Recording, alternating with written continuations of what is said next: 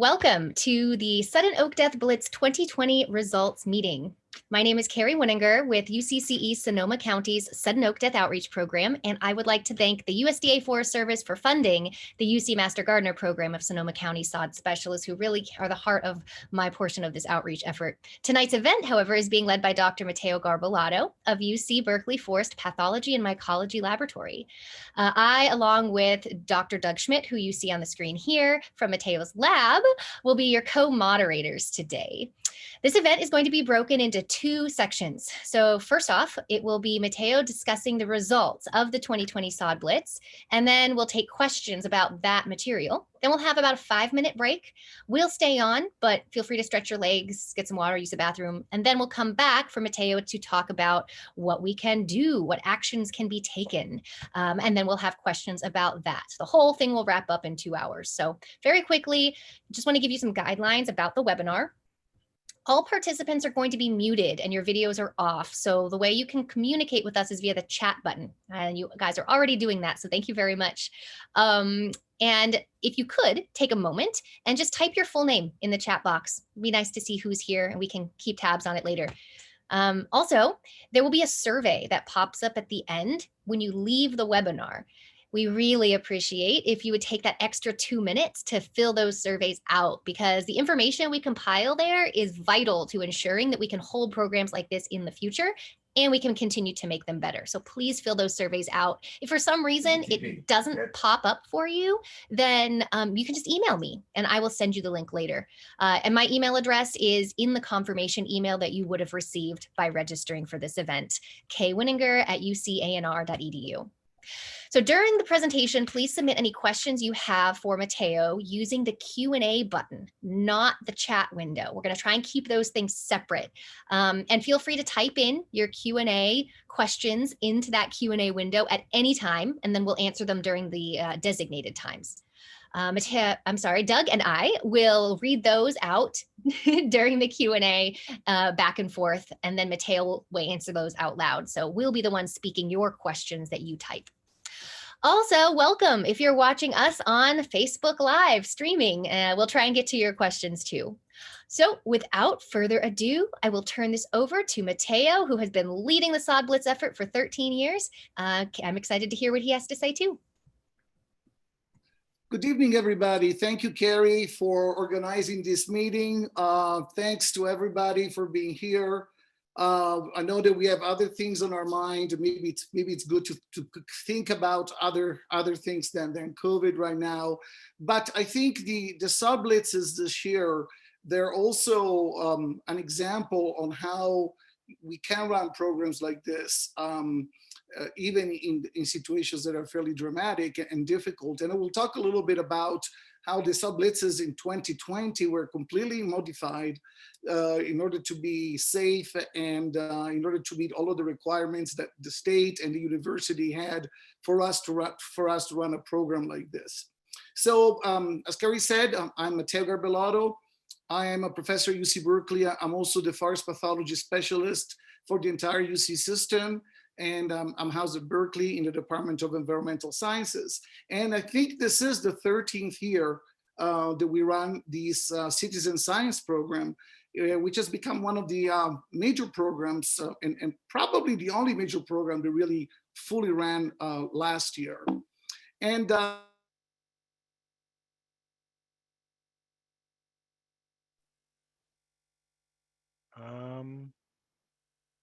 Matteo, you just cut out. Just lost your audio there, Matteo.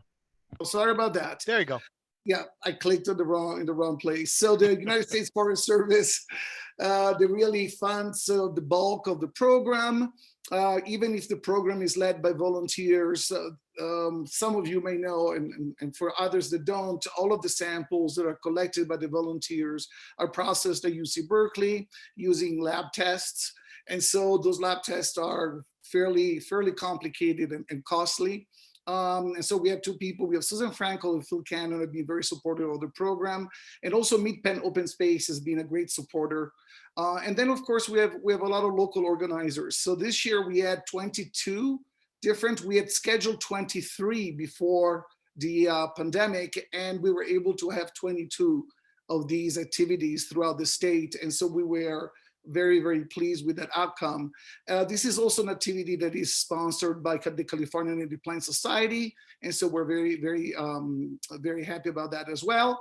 And as you can see here, there's a bunch of local organizations that participate. Basically, normally they give access to their land. This year was a little bit more complicated, but because there were some restrictions on where people could go. And then I wanted to personally thank Doug Schmidt, who's my lab manager that really supervises the entire project, I think. And I think I'm pretty fair when I say that if we didn't have him, we probably wouldn't have a SOD Blitz program at all, because he coordinates all activities. And so what are the SOD Blitzes? I wanted to remind everybody, because some of you may, I hope that most of you participated this year, but some of you may just listening for the first time. So it's a citizen science program, and it's fairly unique because it is aimed at tracking how this disease, sudden or death, is expanding, but is also contracting depending on the weather in the state of California. And almost all of the collection is done by volunteers, and we go throughout the state and we assign a different weekend to different areas. And then we ask people from that area to collect during that specific weekend. Then all of the samples are shipped to Berkeley, where they're tested. And then in the fall, like now, for instance, all of the results of that activity are made available and public to everybody. So basically the work of a few hundred people is shared with the entire population of California. And the results are also added to the mother of all databases for the distribution of sudden or death. It's called the SOD map. So the SOD map has the data that's collected by the volunteers, but also includes the data collected by scientists, collected by government, and collected by other researchers. And you can also access the data using a very handy app called SODMap Mobile. And SODMap Mobile does a lot of the things that you can do online, and I will show you how, but also it has an interesting function. It has a risk function that allows you to determine in any location where you're standing, you can tap a risk button, and the risk button will tell you what is the risk of oaks becoming infected at that particular location. So it's particularly handy. So last year we were getting ready to get started, and then COVID-19 hit us, and it was quite a shocker. And for about 3 weeks, we were all super stressed, and all of the organizers whom I thank personally again, and myself, went a little crazy for 3 weeks trying to figure out whether we would have been able to run the program. The program hinges normally on these in-person meetings. So we actually like to see people, we like to talk to people, we like people to come together to get a sense of community in the different communities that we survey, but we couldn't do that anymore. And so we had to completely change our modus operandi, and we decided to do everything online as much as possible. And we had a training online so that volunteers could be trained and learn what they were supposed to be doing. Granted, a lot of these volunteers have participated before, so there was already a plus for the program.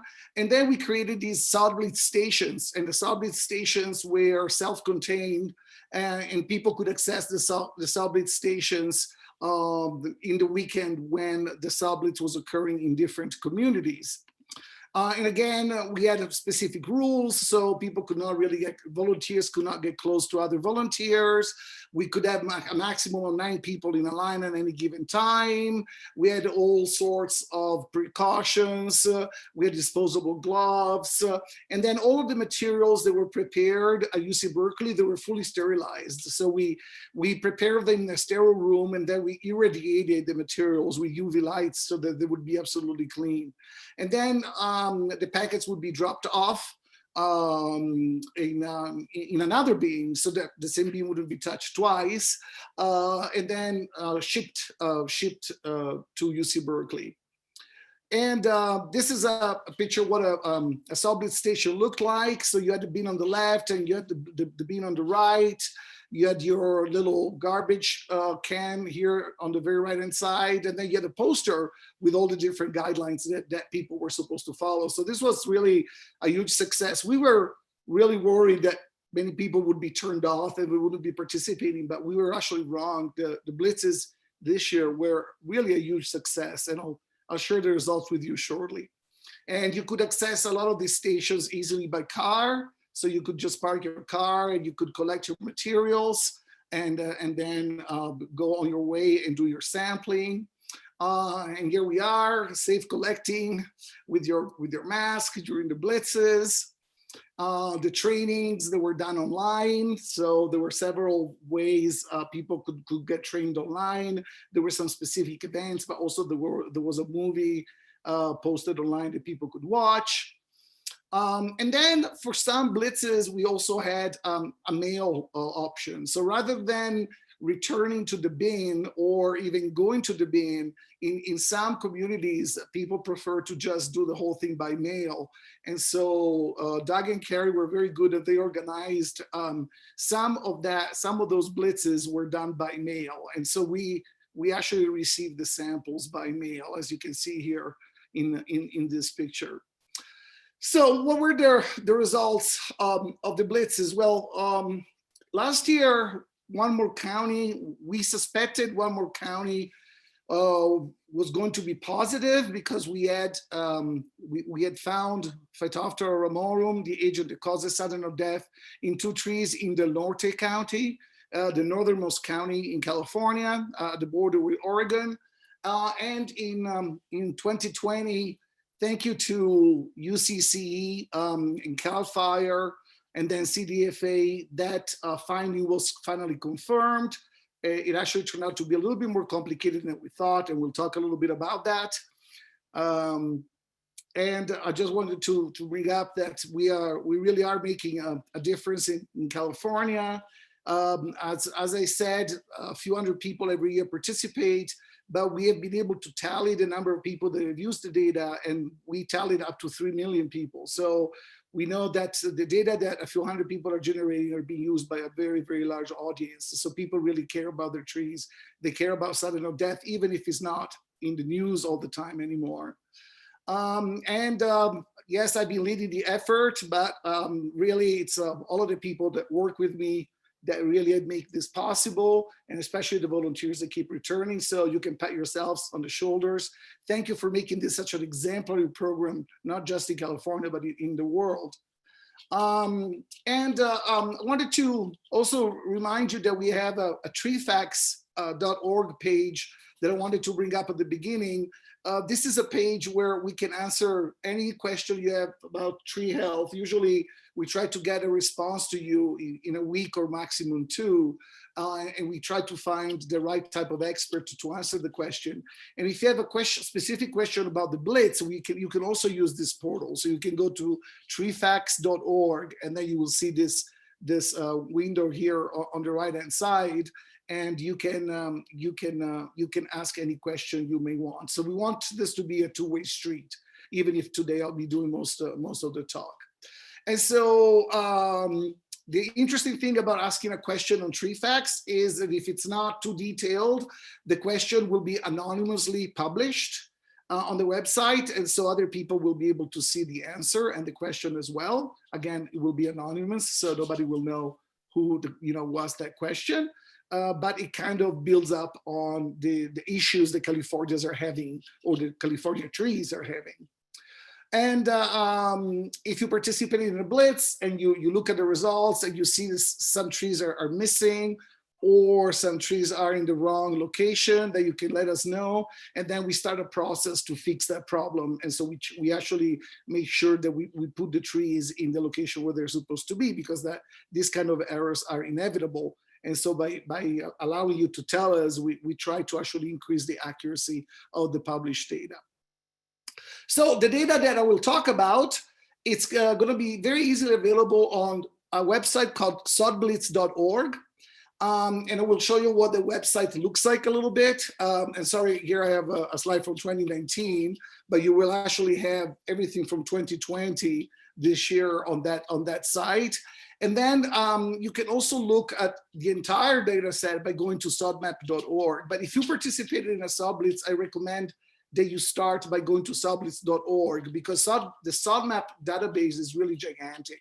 And it has every single year that we've done this. And again, it contains data collected not just by the volunteers, but also by researchers and by other people.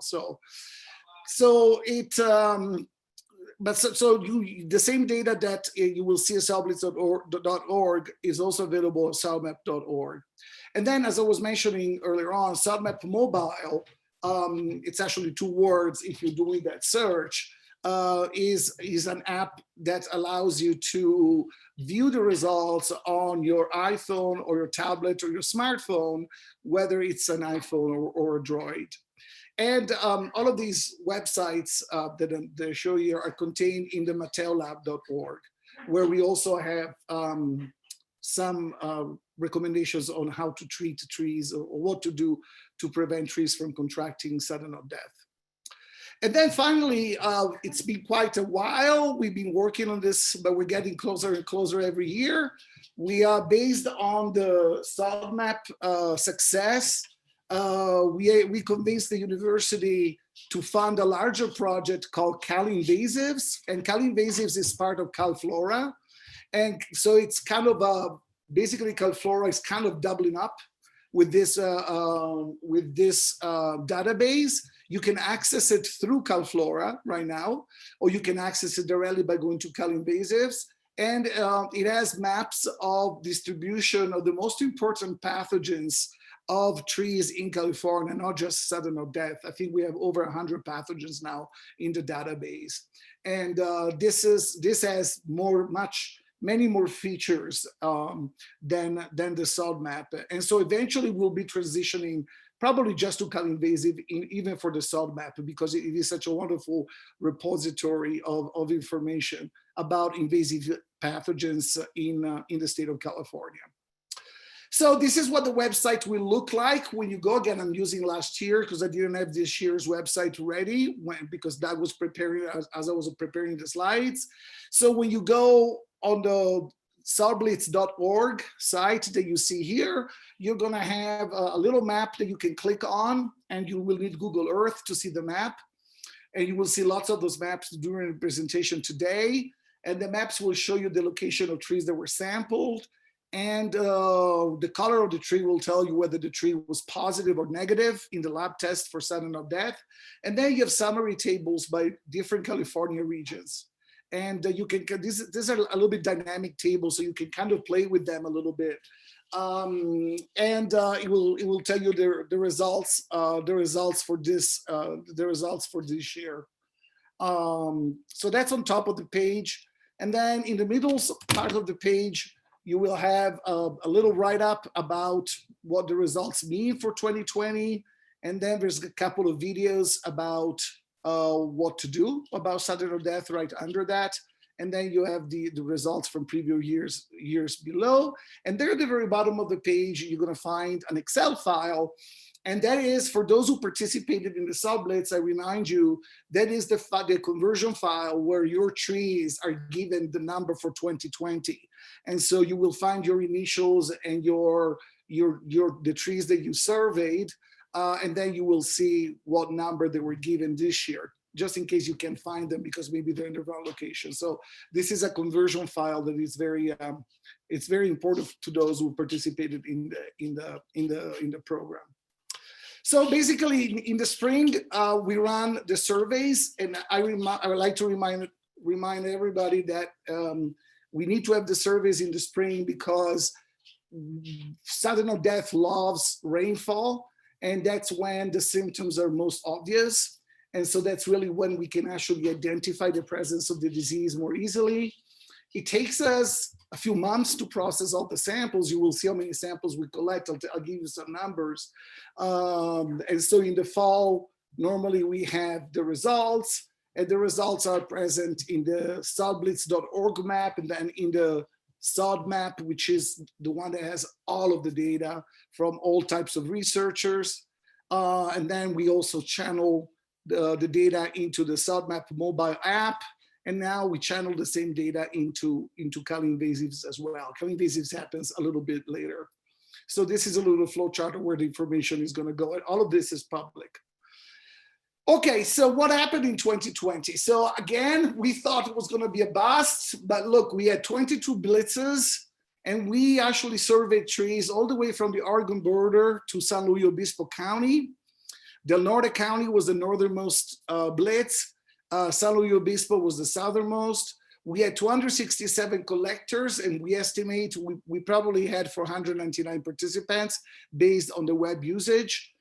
And we surveyed in 2020, 21,943 trees, as opposed to 17,000 last year. So we actually surveyed more trees, and we sampled 2,030 trees versus 1,700 last year. So it seems incredible, but we actually did better this year than we did last year. Now the results are summarized in the next 3 points, and that's not so good. So the actually overall rate of positive trees was 21.5%, which means it's the number of samples that we processed that was positive, but we actually have to correct that. So we correct that for the number of trees in any location that were surveyed and so forth. So that actually means 7.4% estimated infection rate. And in both cases, those numbers are up from 2019. And we were quite surprised to see that this is maybe the first time in 13 years that we've seen an increase during a drier year. So basically 2020 was drier than 2019. We expected to see a drop in true infection rate, but we actually saw an increase. It's not a major increase, but you will see that in some parts of the state that increase was quite significant. And the number of oaks showing symptoms. So remember that most of the effort of the blitzes is done by collecting bay laurel leaves. Bay laurels are the vectors for sudden of death, and tan oak leaves, the secondary vector is tan oak leaves, but normally mortality is observed only in some species of oaks and in tan oaks. And so we also ask participants to tell us how often do they see, when they collect these leaves, how often do they see tree mortality or symptoms of sudden of death around them. And that number was up as well, 1 percentile from last year to 13.5%. So the numbers were surprising because, again, this is a graph that shows how normally rainfall, the blue line, and the disease, the amount of sudden of death really go hand in hand. And this year, when I looked at the rainfall level, here on the right-hand side, I have the values for this year, and these are expressed in percentage of normal rainfall levels. So as you can see, last year we were way above 100%, and we are way below 100% in Central and Northern California this year. And so we expected really to see a significant slowing down of the disease. Well, that didn't really quite happen. And I actually was able to identify maybe 4 different zones in California that had a slightly different behavior. And I will tell you a little bit what I observed looking at the data. And this is pretty much the same table that you will see on the website that summarizes the results in the different regions of California. So we try to, these are not necessarily the blitzes. Some of these are the actual blitz events, but some blitzes that are over larger areas split in multiple areas. And so this splitting is done also based on ecology. So for instance, San Mateo County, west of Skyline or east of Skyline are quite different. And so we take that difference into account. And so Peninsula West, for instance, versus Peninsula East, and so forth. We were very happy with the results though. So that's why I was very, very impressed. We surveyed 18 counties, and we estimated we surveyed 170,700 acres. And we're also very happy about how the lab tests worked this year. They don't always work this well. So we had a false negative rate of 0%, and we had a false positive rate less than 1%, which basically means the results are pretty much accurate. And in this table, what I put here is, you can see that the columns are identified by the year because I wanted to give you a quick comparison between 2019 and 2020.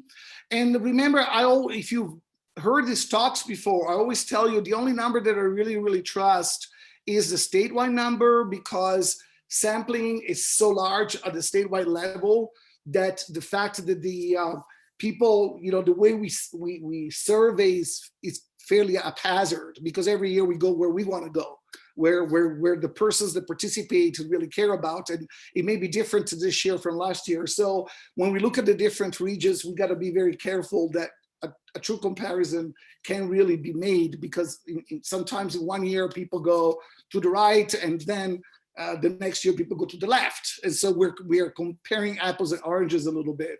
And the number of trees that are sampled also tells you how reliable the number is. So the smaller the number is, then the more likely it is that you're going to have variation, just because collectors went to different parts of that particular county. But if we start from the totals, which is the statewide number, we have this increase from 6.1 to 7.4. And then if we look at other areas, for instance, in Big Sur, there was an increase from 42.4% to 49.7%. In Carmel, there was almost a doubling of the infection rate, which we found was surprising. And there were a lot of trees in drier areas in the Carmel Valley as well that were positive. In the East Bay, east of the Oakland Hills, there was a big jump. There was also a lot more sampling this year, but also last year there was quite a bit of sampling. So it went from 0.5 to 7.8%. And on the East Bay West, which is west of the Oakland Hills, the percentage is pretty much the same. So it's pretty much constant, but it is a pretty high percentage. So 12.8% that's a estimated true infection rate. So that's a pretty high level. And other areas we saw, even in Marin County, we saw overall an increase, but I will show you when we look at Marin County where most of the increase was. So we went from 7.1 to 9.5%. In the peninsula, again, east of Skyline, we went from 1.7 to 11.1%. So again, a tenfold jump. And in the northern parts of the peninsula, basically Burlingame Hills and a couple of other areas that were surveyed, the infection rate doubled. And then in some areas a little bit warmer, actually there was a decrease, but then again, there was a decrease in sampling. So the Peninsula South, for instance. San Francisco was 0, San Luis Obispo was 0, which is really good. San Francisco, it was only the Presidio this year that participated, Golden Gate Park did not. So we have to take the results with a grain of salt, because the biggest outbreak is in Golden Gate Park, not in the Presidio. But at least it means that the Presidio is doing probably something right, because I think it's the third year in a row that there's no positives there. And then we got good sampling of parts of Santa Cruz County that had not been sampled before. And because of that increased sampling, we actually, or more focused sampling, we got a 14.2 infection rate, which is what we expect in Santa Cruz. And we have areas like Big Basin with positives where we never had positives before. And Sonoma, of course, our hosts. In the case of Sonoma, actually, there was surprisingly a little bit of a decrease, actually half the percentage in the main valley. But in the northern part of the valley, so from Hillsborough, Windsor, and Cloverdale, that there was a significant increase up there. And on the coast, there was a decrease, which we saw in other coastal areas as well. Okay, so remember that when people sample trees, normally they sample trees that are a little bit separated from one another. So we ask people not to sample trees that are attached to one another.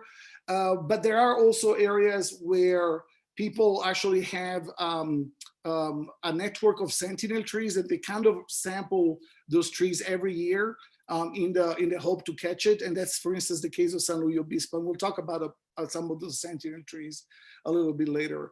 And one of the things that I always remind people is that when we look at the SOD Blitz results, we're really looking at infection mostly on bay laurel and a little bit on tan oak.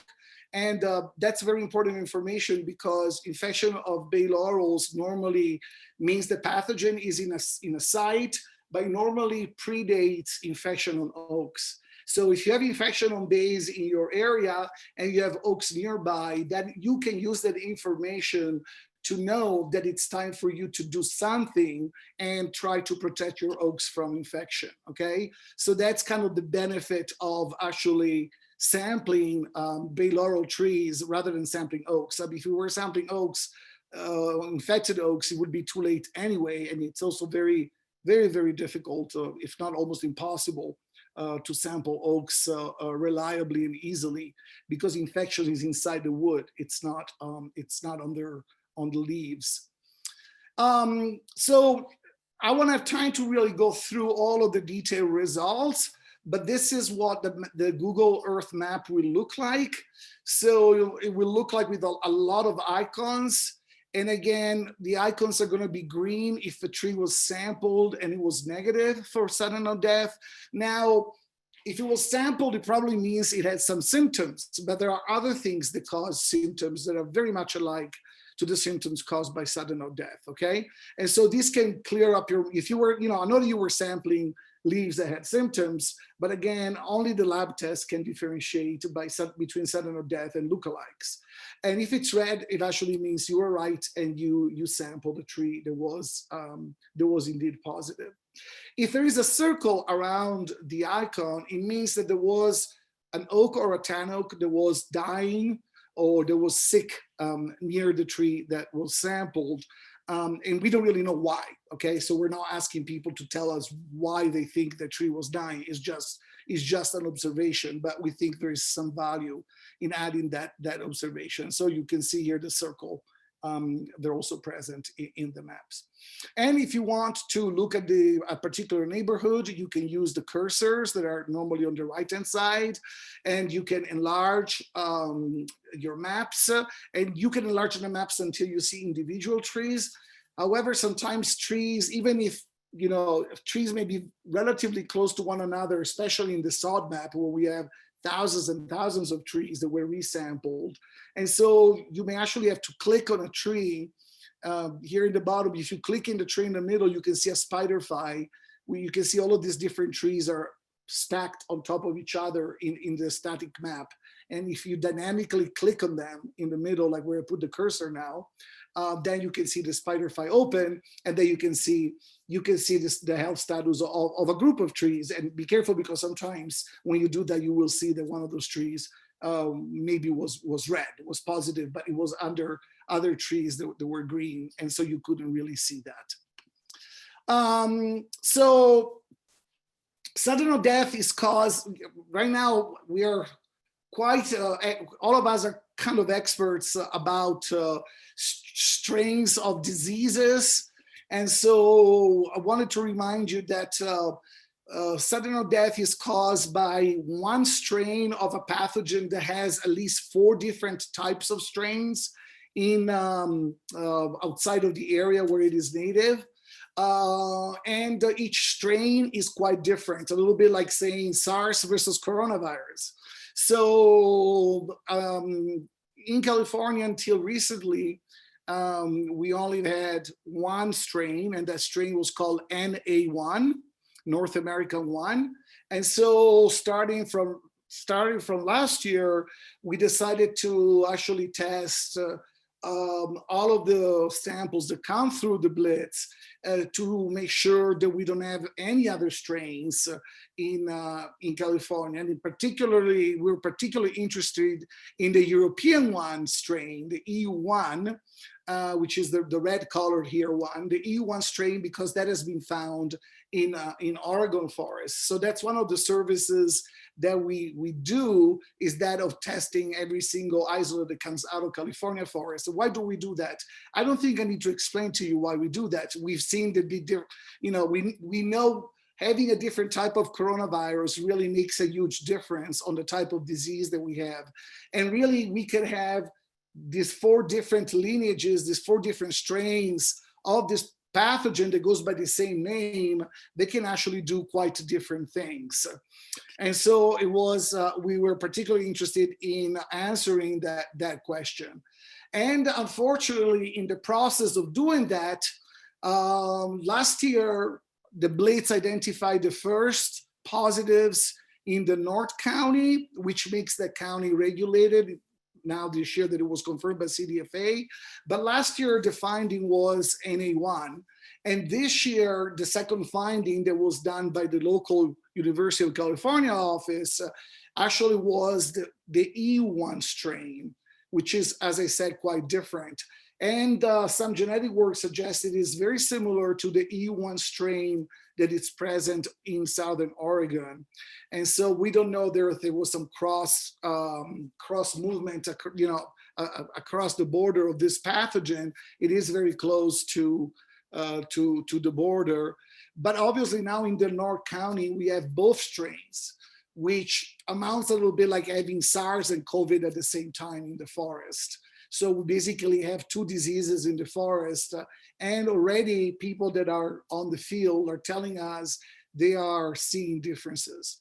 But the good news is that with the exception of the samples collected by the University of California Cooperative Extension in the north, all of the other samples that were collected by volunteers, they're all NA1. So except for the North County, all of the other samples that we collected in California were NA1. And that is a relief, because the EU1 strain, we had 2 hypotheses on how it could arrive in California. And one was from Oregon, and the other one from ornamental plants, because that strain is present in ornamental plants. And I think it is still present in ornamental facilities in California. And so it could escape anywhere in the state. But our results this year suggest that with that exception of those 2 samples in the North County that are EU1, everything else is NA1. So that is good news, because NA1 is what we're used to. Incidentally, NA1 is also more susceptible to agrifos and phosphonates. So for people that use phosphonates in addition to other things, if you have EU1, you can forget about it. It's not going to work. And so that's, again, that's good news.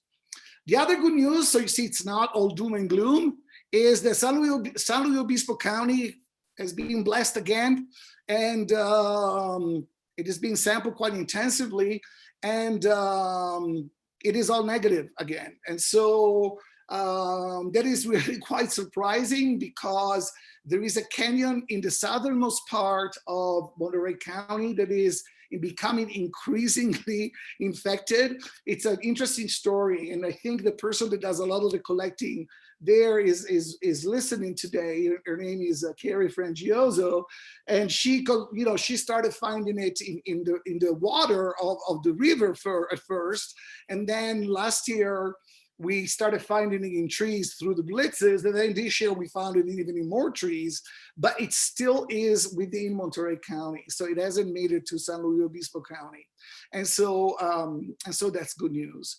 And then the North County I already talked about. So we do have 2 outbreaks in the North County. They're only 3 miles from each other, but one is caused by one is caused by the E1, and it's definitely there's more mortality, and I call it, it's more dynamic. And the other one is doesn't seem to be going anywhere, and that's where we found the NA1 genotypes. So they're next to each other, 3 miles apart, but there is a difference in strain in those two outbreaks. And so basically, if I had to summarize what I noticed in the results overall, in the truly coastal areas, so if you are, within 10 miles from the ocean, and if you are in, let's say from Santa Cruz north, so I call those northern just because it's the northern area for sudden death is the northern part of the range. The infection has remained rather constant, which means in some cases we were surprised that we didn't find more infection.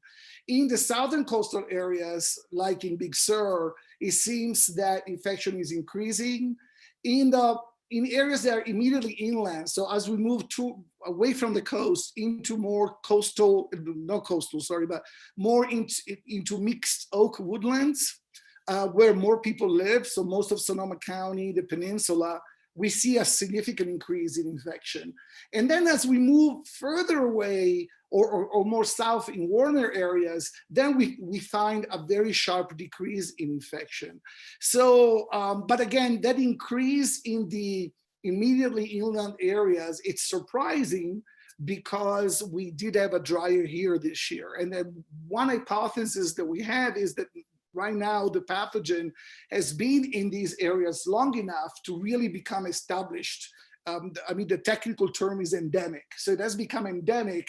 And so it is a little bit more resilient, and it doesn't, it knows the microhabitats where it can do well, and that's where it survives even during these drier times.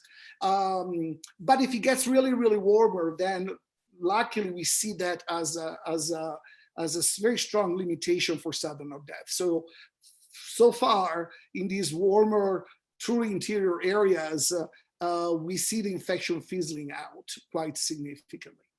And so this is I'm going to show you some maps now. You will have to go on sodblitz.org and look at these maps yourself. They're just snapshots. This is the beautiful Sentinel network. So these are basically Sentinel trees. They do change them a little bit every year, but a lot of these trees are resampled every year, and they're all green. So we're very excited about that. And then Salmon Creek, you don't see that there because of the scale, but when you enlarge this map, you will see quite a few red trees in Salmon Creek in Monterey County. So that's exactly what I was mentioning you earlier on. And of course, we're a little bit concerned because it's the more trees become infected in Salmon Creek, the more likely this is going to become a source of infection for northern San Luis Obispo County. And so if we are right, and eventually, maybe not, let's hope that for many years we won't find any positives in San Luis Obispo County, eventually we expect the northernmost trees in San Luis Obispo County will start turning red. And that would be because of the movement of the pathogen from the northern, areas into the southern areas that are still free of the pathogen. Okay, I already talked about the north, so I'm not going to talk about it anymore, but I wanted to show you a little bit where this is a picture from the site that was surveyed last year during the Blitz. So it's kind of a mature redwood forest with an understory of tan oak. There is some mortality. I think in this case in particular, the mortality is not necessarily associated to sudden death, but it may be associated to the oak root fungus. And here, if you can see my mouse, so Crescent City is here. So in this area here, we have both outbreaks. In order to see both outbreaks, you'll have to go on the SOD map. In this case, we are only going to show the outbreak from last year in the SOD Blitz map. And this is the closest infestation in California. And we did some genetic analysis, And we were able to show that these strains did not move over here. So we know that there's the little outbreak that's here that you don't see because it's covered by the green is not actually caused by the pathogen coming from Redwood National and State Park in northern Humboldt County. So genetically, it's a different beast altogether, and not just because it's a European one, but also the NA1 strain doesn't match the NA1 strain that we find here. It actually matches the NA1 strain that originally came to California through the ornamental industry. So we think probably this outbreak is associated with ornamental plants. And other good news, Presidio did a great job despite the pandemic. They surveyed their land pretty well. And as you can see, all of their trees were negative, but normally there's two outbreaks in San Francisco, and they're both in Golden Gate Park. One is near the AIDS Memorial Grove, and the other one is near Middle Lake. So we don't know what happened to those this year because of the pandemic. The city decided not to sample this year, but we were very pleased with the procedure results. And then the East Bay, as you can see, as you move east, like towards Mount Diablo or south, so the warmer areas, they're all negative, even if you can see all of the trees that were sampled. The sampling was quite intensive this year, but you can see all the red, you can see all the different corridors. So you can see this, basically, it follows this Highway 4 corridor where a lot of cool winds move into John Muir National Heritage National Monument, and then the Berkeley Hills on both sides of the Berkeley Oakland Hills on both sides. And Joaquin Miller Park was also particularly infested. And as you can see, some of these reds actually basically are in areas that we consider urban. So in the East Bay, there was a significant increase in infection and a significant increase also in oak mortality. And again, in the warmer areas, it wasn't so bad.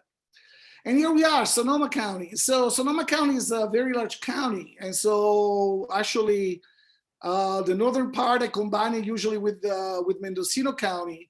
And in Mendocino County, we've had for a long time, we've known that the Anderson Valley and then all the way Navarro State Park, these have been areas with known infestations, so it's not a big surprise. But this year, it was particularly serious. So we did find, again, following the 122, I guess, a lot of different, and north and south of that, we found a lot of infestations. Sorry, I didn't want to move that fast. And we also now repeatedly find in the interior of Mendocino County, outside of the Anderson Valley, some positives, which are probably the reason why the Mendocino River has been positive for quite a while. So this is already the second year or so that we have positives there. So this is Comche, I think. And that's, again, an interesting finding of this year. And then if we move to the right-hand side here, to northern Sonoma County, so Cloverdale here, and then Geyserville and Hillsburg and Windsor, you can see how, the number of reds is quite significant. So in this area, really, despite the fact that we had a dry here, we really had a pretty bad sudden of death here. In the west part of the county, it's been kind of a little bit of a mixed bag with a lot of infection, but we've always had a lot of infection, but we also have a lot of non-infected trees, which is a little bit surprising. And it goes to this observation that in truly coastal areas, we have a lot of trees that show symptoms that people say it looks like sudden death, but it probably is not sudden death, or there is something that's preventing us from detecting sudden death. on top of that. So we don't quite understand what's going on. And again, Sonoma here. Again, the scale is, you will have to look at the maps to see that. And even Napa, you can see we have significant level of infection here. I wasn't surprised about this part of Napa here, closer to the bay, which is a little bit cooler, towards Calistoga and towards Mount Santa Helena here. Some positives. I know that there's been an outbreak there for quite a while, though a few samples in Lake County were negative. And also as we move in the eastern part of the valley, of Napa Valley, all of the samples are negative. So again, as we get into the warmer areas, in this year, there was a little bit drier. Southern Death didn't do as well. And so as a result, we have a large percentage of negative samples. And Marin County, and what can I say? As we know, one of the epicenters of Southern Death. And so even with the dry year, here we go. A little bit of red everywhere on the eastern part of the county. Not a big surprise, including the Belvedere Peninsula, I guess. No, maybe Belvedere Peninsula was a sample, but this is, this is China Camp, Novato, and Mill Valley and other communities and parts of Mount Tam. And what I find interesting is on the coast here, again, the same thing. A lot of trees were sampled in the West County, and those trees were symptomatic, but we didn't get Southern Death out of them. So there's something else that looks like it, or again, for some reason we can't get it out of it, which is strange because we use DNA testing. So probably it's something that looks like it, but it's not Southern Death. So again, in Marin County, all the way from Sausalito to Novato, the infection levels were quite bad. Burlington Hills and Hillsborough, again, two really large outbreaks. There was more sampling this year than last year, and as a result of the broader sampling, we have seen also the infection spread. And then again, as we move south towards Woodside, Emerald Hills and Woodside, you can see here, I'm always worried about these positives here that are east of 280. We know that as we get towards the Santa Cruz Mountains, these areas normally harbor quite a lot of infection. But as we move east of 280, this is a little bit more surprising. Not so much in Woodside this year, but it could be just not a lot was sampling. Wunderlich County Park was had quite a lot of positives. Also this area here, as you can see, had but a lot of outbreaks. And Los Altos Hills and the hills behind Los Altos Hills, quite a lot of positives this year, despite the dry weather.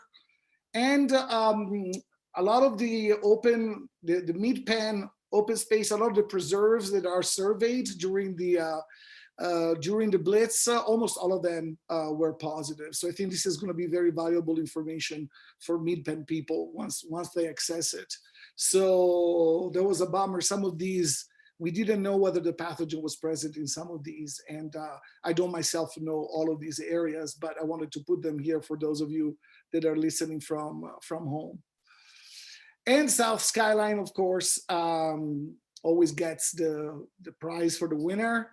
So a lot of infection, but interestingly enough, as we go down in the more urban areas, like in Saratoga, where it's a little bit warmer, maybe thanks to the drought, we didn't detect the pathogen in those urban settings in Saratoga, like we did in last year, for instance. So again, it's most of the infestations are on the Santa Cruz Mountains, which is a pretty ideal environment. And Santa Clara, Santa Cruz counties, the interface, and some San Mateo as well.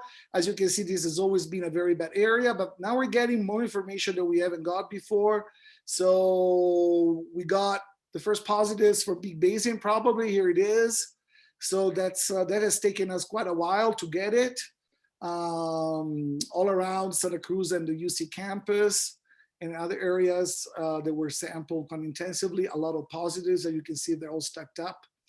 And so that's kind of interesting. And of course, I'm concerned about this peak Bayesian positive because I do think it's the first time. I think maybe last year we had one pretty close as well, but this is smack in the middle. And then the Carmel Valley and Big Sur, again, quite a lot of sampling there. And what I wanted you to see here is that not only we have a lot of positives on the more like coastal slopes of the Santa Lucia Mountains,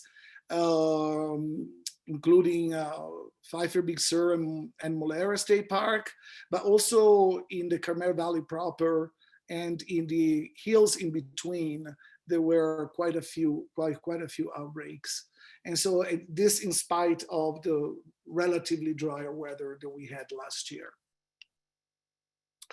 Okay, so this was a quick overview of the infestation in California. Again, in general, it has increased. The number of infected trees has increased comparing 2019 to 2020. As I say, the SOD blitzes are mostly focused on bay laurels and tan oak leaves because those are the vectors that spread sudden oak death. But we also understand the sudden oak death on oaks is important for 3 reasons. One, if you have an oak with sudden oak death near your property, those trees burn very hot, so you don't want to have it because those trees can look green, but they can be extremely dry. A SOD infected oak is likely to fail when it's still green because decay fungi will start their activity even before the tree is dead. And also because if you know that your oaks are becoming infected, normally people become more proactive about saving other oaks. And so this year, well, last year we started the Oak Step program. So the Oak Step program is a way that UC Berkeley works with arborists and the cost of, so it's very complex to sample oaks. It's not easy and it costs. And so we actually train the arborists to sample oaks and we give the arborists the materials. And then the cost of sampling the oak, it's shared between the owner and the university in part and the arborist. So we kind of share that cost, so we actually make it possible.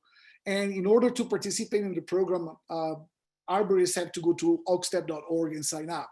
And then we basically send them a training video and we send them all the materials they need. So if you want to know about your oaks, so if you participated and you have the disease in bays and you want to know about your oaks, just tell your arborist, or if you're an arborist, just go to oakstep.org and sign up. Right now, during the SOD Blitz season, I mean, both in the spring and in the fall, we don't actually charge the enrollment.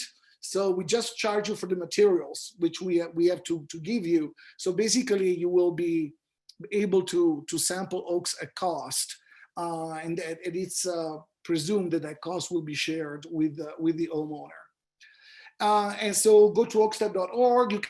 You can read and see how the program works. So we really encourage arborists to sign up. So homeowners cannot do that. So you need to be a licensed tree care person to do that because you need to handle materials that potentially could be dangerous to your health.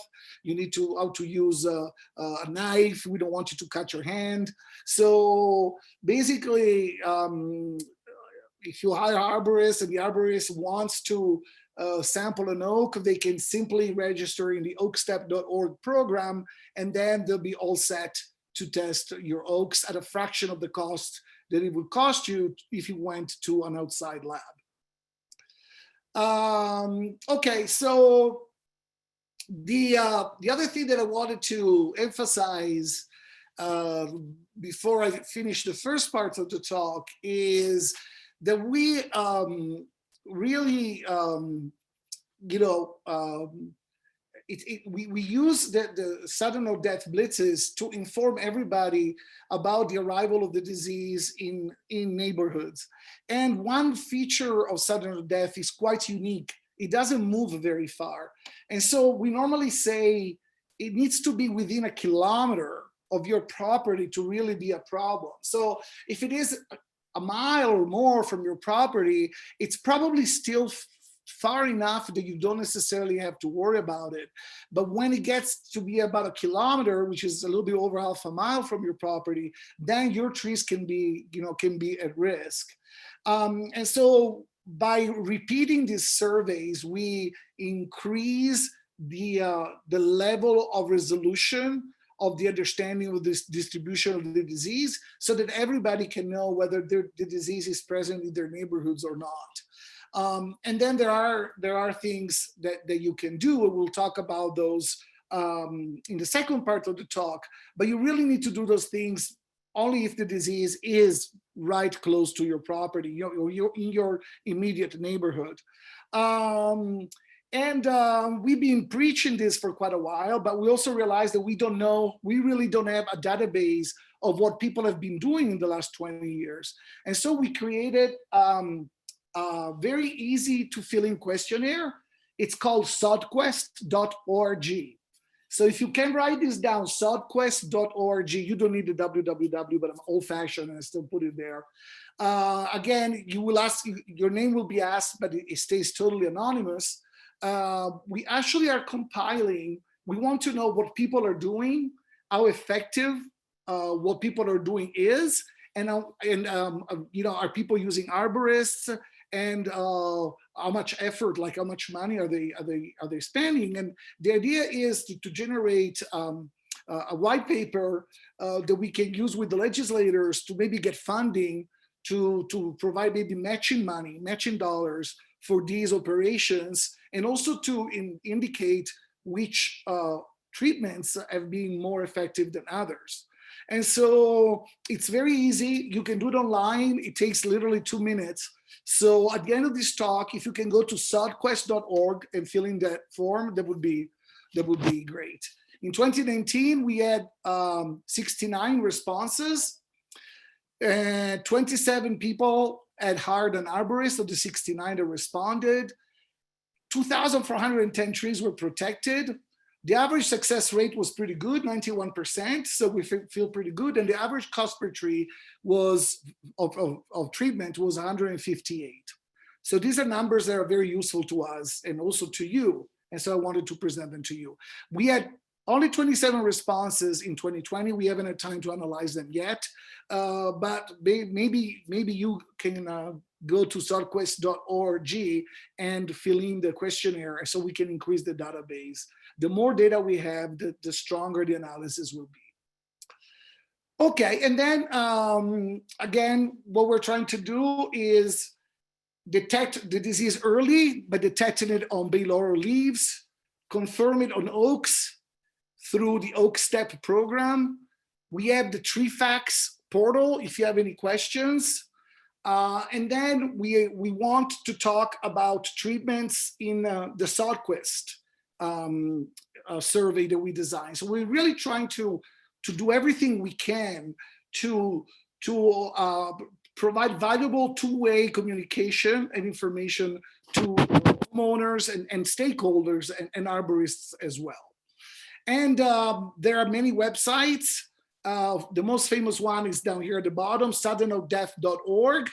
But we also we're trying to transition where eventually you might be able to go to sodblitz.org and find more easily, once we have time, if it hadn't been for COVID, we would have done it already, but by going to sodblitz.org, you may be able to actually get access to all these different areas of interest to you.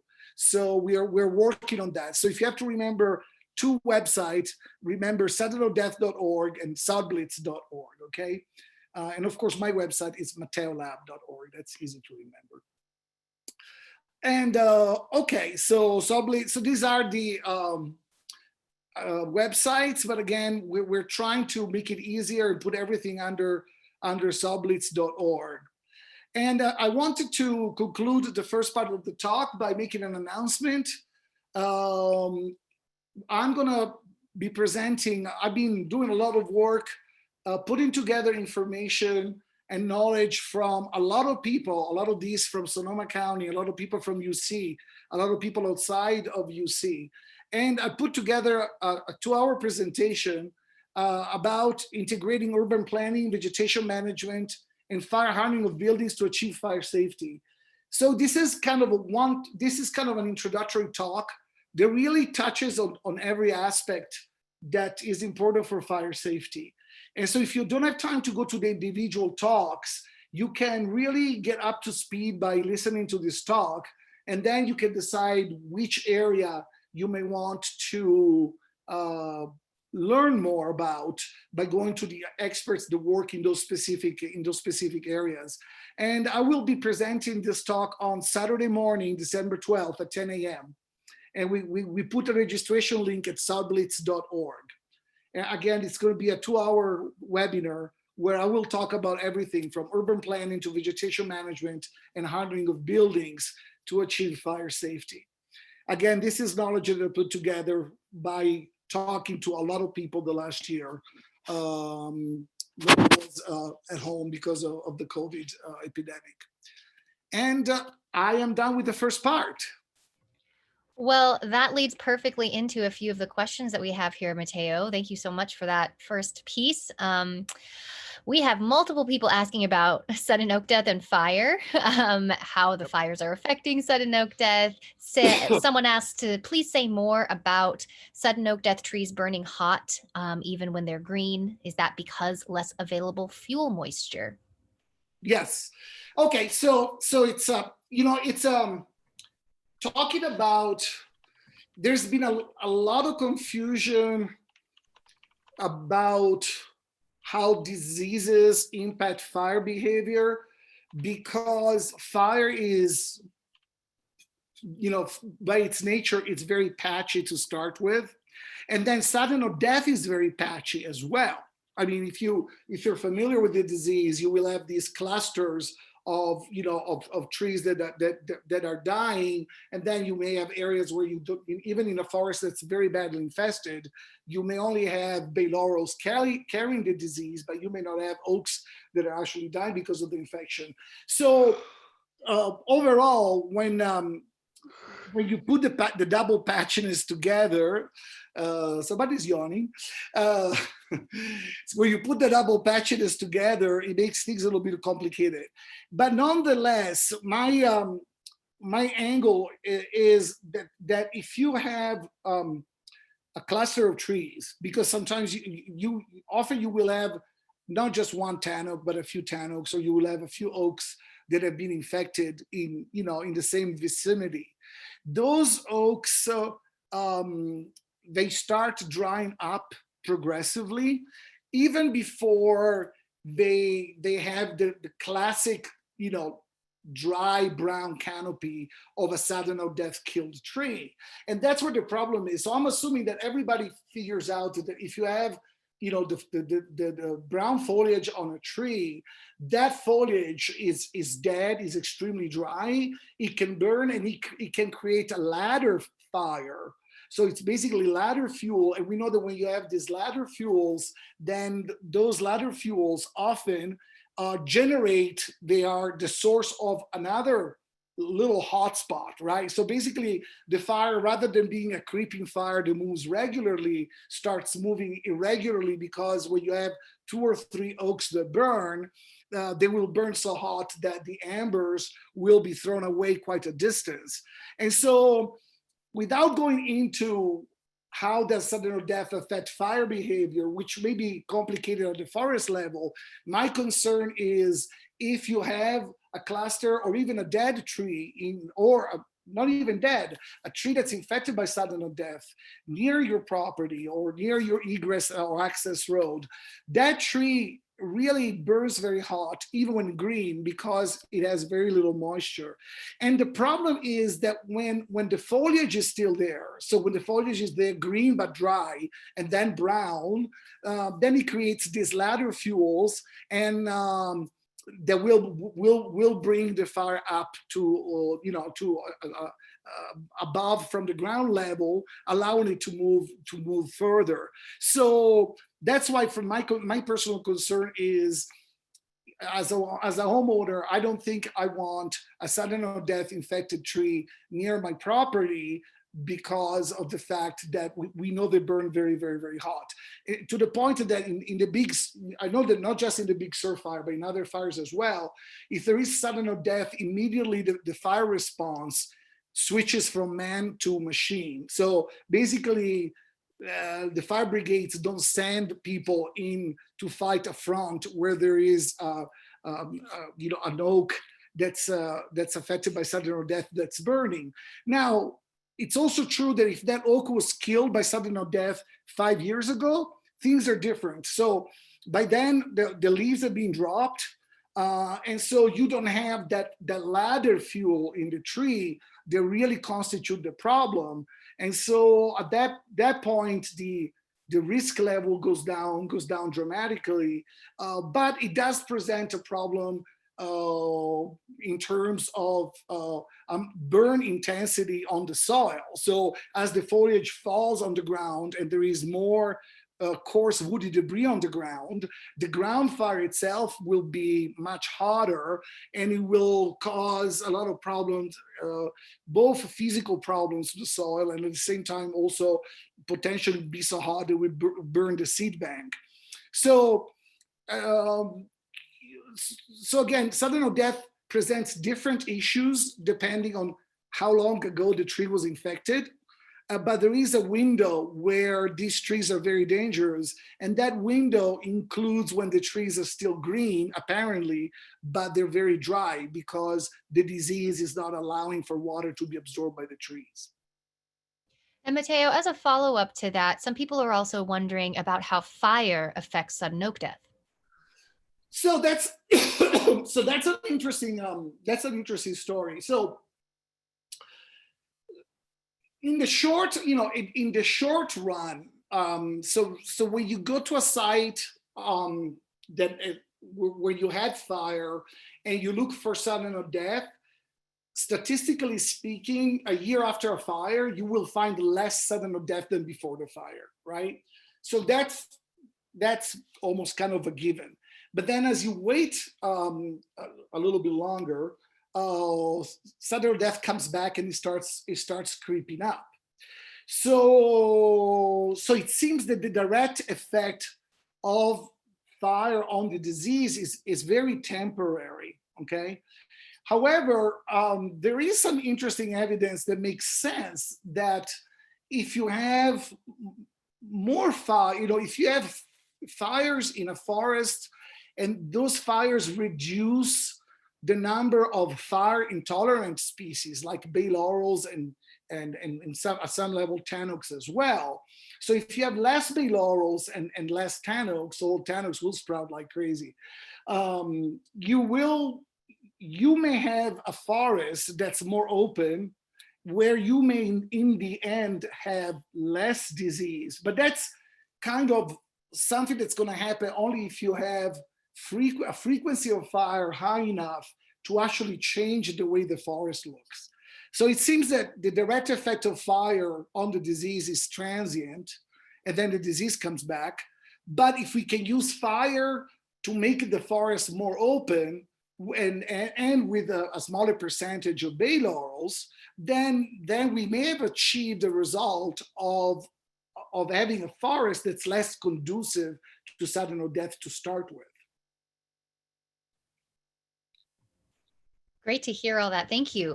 So some of these other questions about the first portion of your talk, has the EU1 strain been identified in any of the nurseries in Southern Oregon, both coastal and inland? Yes. Okay. So the in nursery in Southern Oregon. So okay. So the apparently the source of the Oregon EU1 strain, which may be the same as the one we have in the North County, has been pinpointed to a nursery that's now out of business, where so the nursery itself was infested by the EU1 strain as well. So they do have a direct connection with that nursery, and I think they were able to show that the strain did come out of that nursery. So I know of this one nursery. I don't really know statistically, and I wouldn't even know exactly where that nursery is.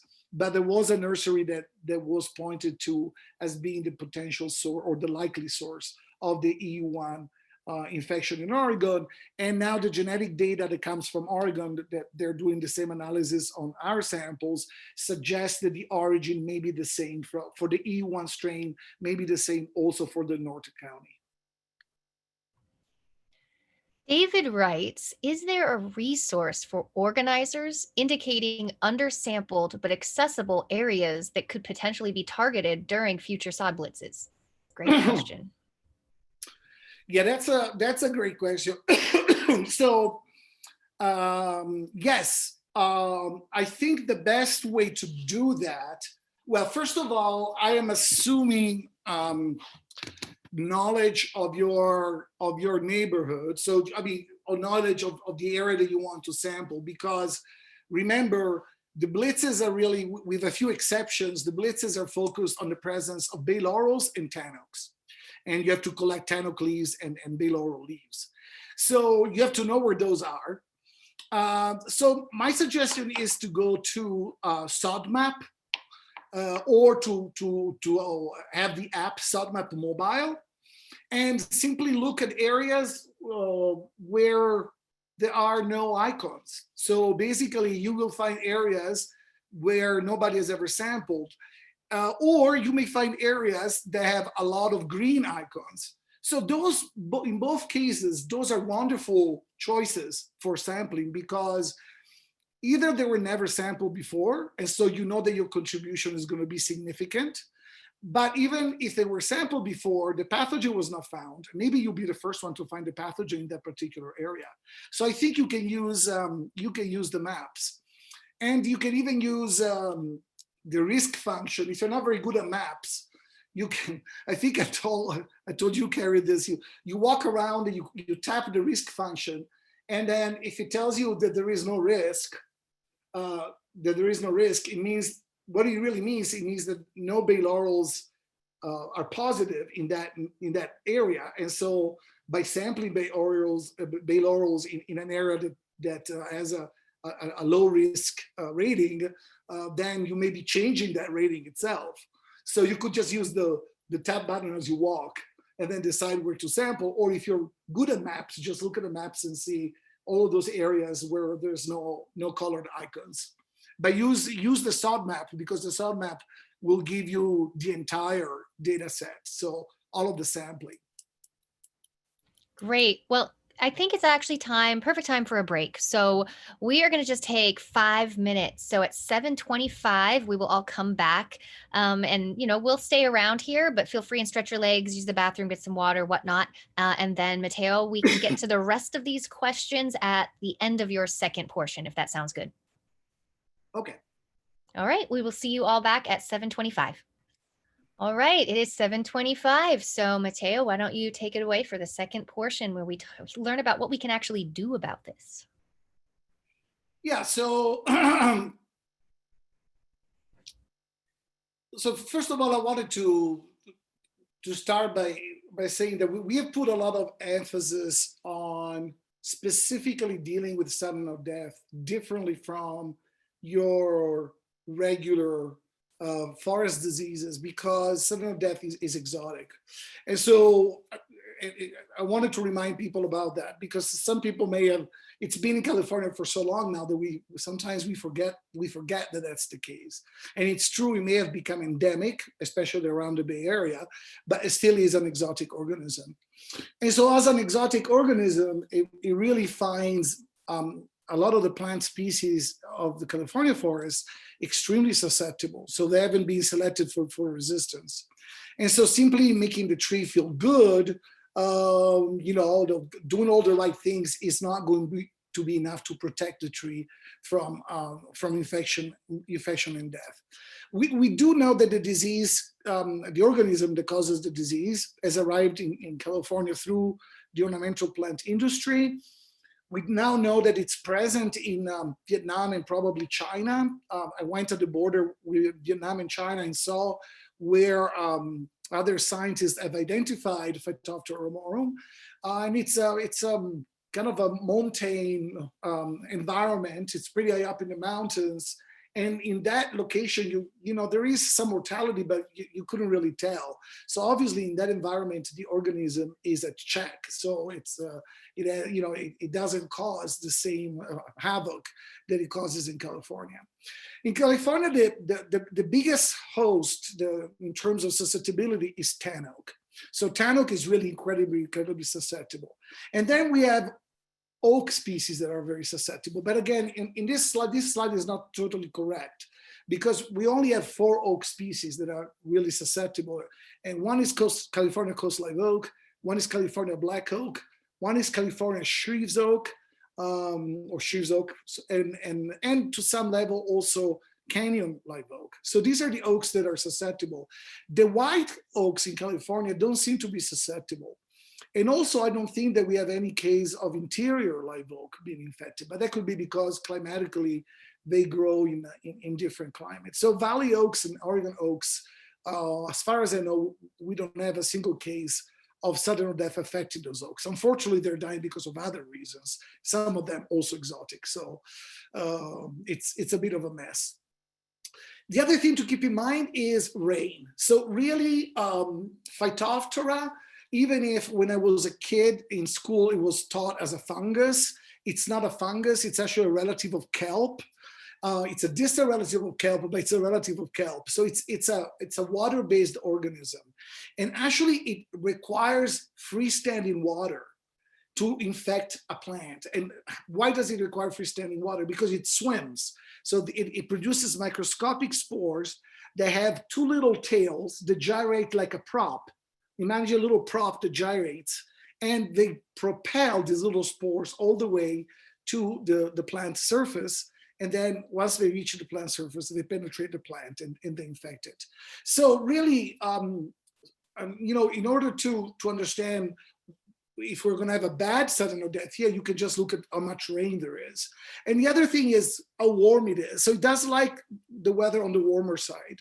And so if it rains really early on when it's winter still, you're going to have some infection, but you're not going to have a huge amount of infection. If it rains later on, so let's say if it keeps raining in April, May, and June, then that's when you really have a ton of infection, especially in the coastal and in the area that are immediately inland behind the coast. The other thing to keep in mind, and I did say it earlier on, is that the pathogen has a unique feature. It has these little swimming spores. They travel in little pods that are called sporangia. They're like little flying saucers. And these are produced almost exclusively on foliage of a large number of plants. But bay laurels and tan oak leaves are the 2 that we know are the most prolific producers of these sporangia. And they're very, very large. And because they're so large, and because they need to be wet when they move, the pathogen doesn't really move all that far. So normally, really, the very, very high risk for infection occurs when the pathogen has arrived a few hundred yards from an individual property. So that's why knowing that the disease is present in a township is not particularly useful. You need to know exactly where in the township the disease is, because as I said, if you're over a mile away, it may take a few years before the disease becomes a threat to your trees. And so this is kind of a schematic representation of these 2 hosts that are really crucial. So they're pivotal in California. So basically 99% of the outbreaks that we see in California, they can be explained by the presence of these 2 hosts. So California bay laurel and tan oaks. And in both cases, it is the foliage of these 2 trees that are responsible for the production of these little pods, these sporangia, that will then move on and infect other trees. Unfortunately, tan oaks are susceptible in the trunk as well. And so you can see that, here it is, you can see on the right, that's the flying saucer that I was talking about, the sporangium. So the sporangia are produced on the leaves of the tan oak itself. And so you can see it's very easy for a sporangium to get to the trunk of a tan oak. And so tan oak can be infected very easily. In the case of laurels, bay laurels, the stems are not infectious, they're not susceptible at all. So the infection is exclusively limited to the foliage. So we basically don't really have bay laurel mortality due to Phytophthora ramorum. We do have bay laurel mortality due to other diseases, and that's a different story. But if you have oaks and tan oaks growing near bay laurels, they're showered with a large number of these pods, and they can become infected. And so this is a little schematic representation of what happens with oaks. Really, the difference between tan oaks and oaks, when we think of them as hosts that are killed, is the number of these sporangia that are needed. So the number of sporangia needed to infect an oak is 1 or 2 orders of magnitude larger than what is needed for tan oaks. And so we only reach the minimum threshold that's necessary for infection in 2 situations. When it rains a lot, because remember, this is a water-based organism, the more it rains, the more of these spores are produced. And we call that a wave year. So when it rains a lot, we call it a wave year. But then also the oak needs to be fairly close to the bay laurel. Because if the oak is further away from the bay laurel, there is a dilution effect. So the spores will be blown in the air and only a few will reach the oak. So basically, infection of oak can be predicted using 2 variables: how much rainfall occurs and how close to a bay laurel it is. And we actually know now that oak infection doesn't happen every year. It kind of happens every 4 to 5 years, more or less when we have an El Nino year or a quasi El Nino year. So those are the only times when we have oak infection. So in California, since the pathogen has established itself in our forests, in our coastal forests, we've had oak infection in 2000, we've had oak infection in 2006, 2011, and 2016, and the following year. So I think we've only had 4 years when rainfall was significant enough for oak infection to occur. On the other hand, tan oak is much more susceptible, also due to the proximity of the leaf of the tan oak that produces the spores. And so as long as you have a little bit of rainfall, you get tan oak infection almost every year. So, really, here it is. These are the conditions that really make it ideal. So I'm being very generous here. I'm gonna say oaks and bays have to be within 60 feet of each other. And when I say 60 feet, I mean the foliage of the bay to the trunk of the oak, okay? Because oaks it's the trunk that gets infected, and it's the trunk that gets girdled. So that's, and it happens because the sporangia will land, a sufficient number of sporangia will land on the bark of these oaks and will infect the oak and start an infection. And rainfall needs to be exceptionally high. We know actually that if it's high for 6 weeks, then we open a window of opportunity for the pathogen, especially if in the last week the temperatures reach 70 degrees. So we actually know the climatic conditions. So if any of these don't really happen, so if the tree is further than 60 feet, if we don't have exceptionally high rainfall for 6 weeks, and if the temperature doesn't rise to 70 Fahrenheit for at least a week, then we don't really have perfect conditions. We can still have some oak infection, but we're not going to have a lot of oak infection. So how do we put all of this together? It's a little bit, unfortunately, even if it seems simple, this is complex enough that we can't really predict very easily whether my oak is going to be infected, or by the time we predict it, it's too late. So we got to preventatively do what we need to do to make sure that that oak doesn't come infected. And the first thing is we need to make sure that the oak is the right species, because remember, some oaks are now susceptible. And so here I listed the species of trees that are killed rapidly or significantly by the disease. And then we need to figure out if there is the disease in my neighborhood. And are there bay laurels and or tan oaks where I live? Because those are the two hosts whose foliage really supports the production of the spores that will infect oaks and tan oaks, okay? So these are the three questions that you need to answer. There is another exceptional case, which is not very common anymore, and it would be the case where you bought an ornamental plant that's infected, and you planted a plant close to your oak, maybe a rhododendron, and the rhododendron infects the oak. But we don't even know if that really happened in the first place. We think infection probably was rhododendron to bay laurels, but anyway, we don't see that happening so much because right now most of the plants that are sold are being tested and they shouldn't have sudden oak death. So you need to do your own homework and figure out whether you have a susceptible oak species. And then the second thing, you have to get the SODMap mobile, the app. It's free, you download it. And then you can look, let's imagine that this is the area where you live. You can see where the closest infected tree are. Again, if it's red, it means it's infected. If it's green, it means it was tested and it was not infected. By standing next to the oaks that you care about, you can simply tap this risk button here. It's on the lower part of the screen in the iPhone. It's in the upper part of the screen in a Droid phone. You tap the risk button and it will tell you what information is available for that particular area. And if you get this answer here, insufficient sampling data, and you're standing next to an oak, then unfortunately it means that you need to participate in a SOD Blitz and generate the data so that you can find out whether you live in an area risk or not. But you may also get this kind of answer. You may get low or no risk level, or moderate risk level and high risk level. And so normally we recommend people do something if they have moderate risk level or high risk level, okay? So these are the two risks. It depends on how risk adverse you are.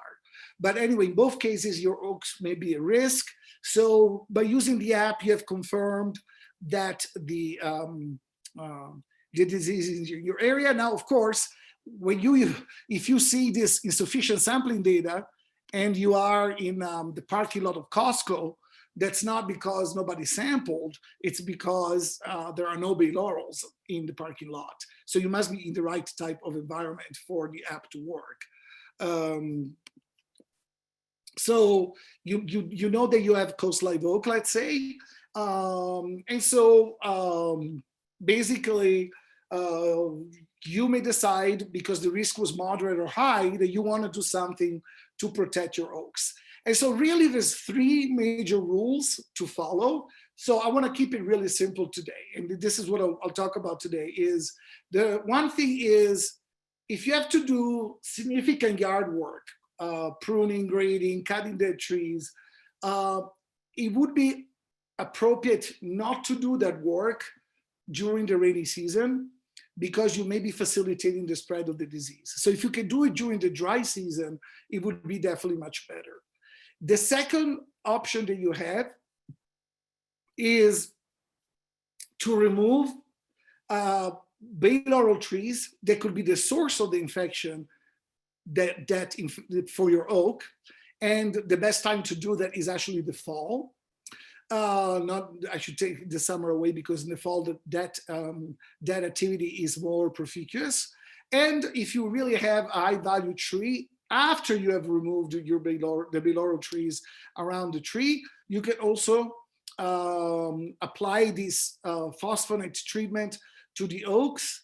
And the best time to do that is between Halloween and Christmas.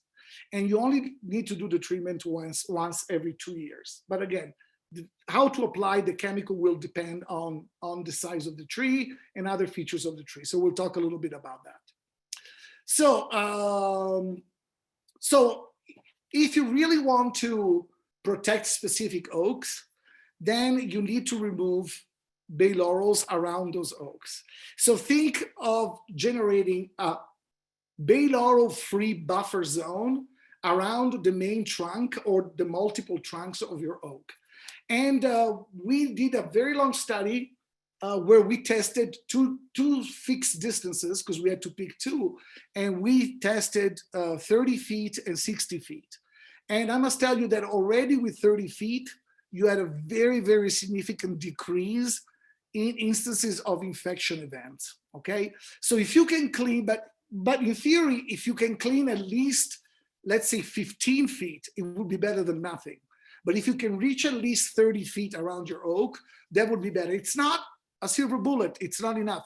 If you can do 60 feet, but that's a really big job, then we've shown that with 60 feet, that is almost, you almost are protecting, 99% of your oak will be protected, but that is a much, much bigger job. So normally we recommend that you aim for 30 feet. If you just want to protect your oaks in general, but you don't have a specific specimen, just reducing the overall density in your property will lead to less disease. It's a little bit like mosquito abatement. The less mosquitoes that you have, the less malaria you're gonna have.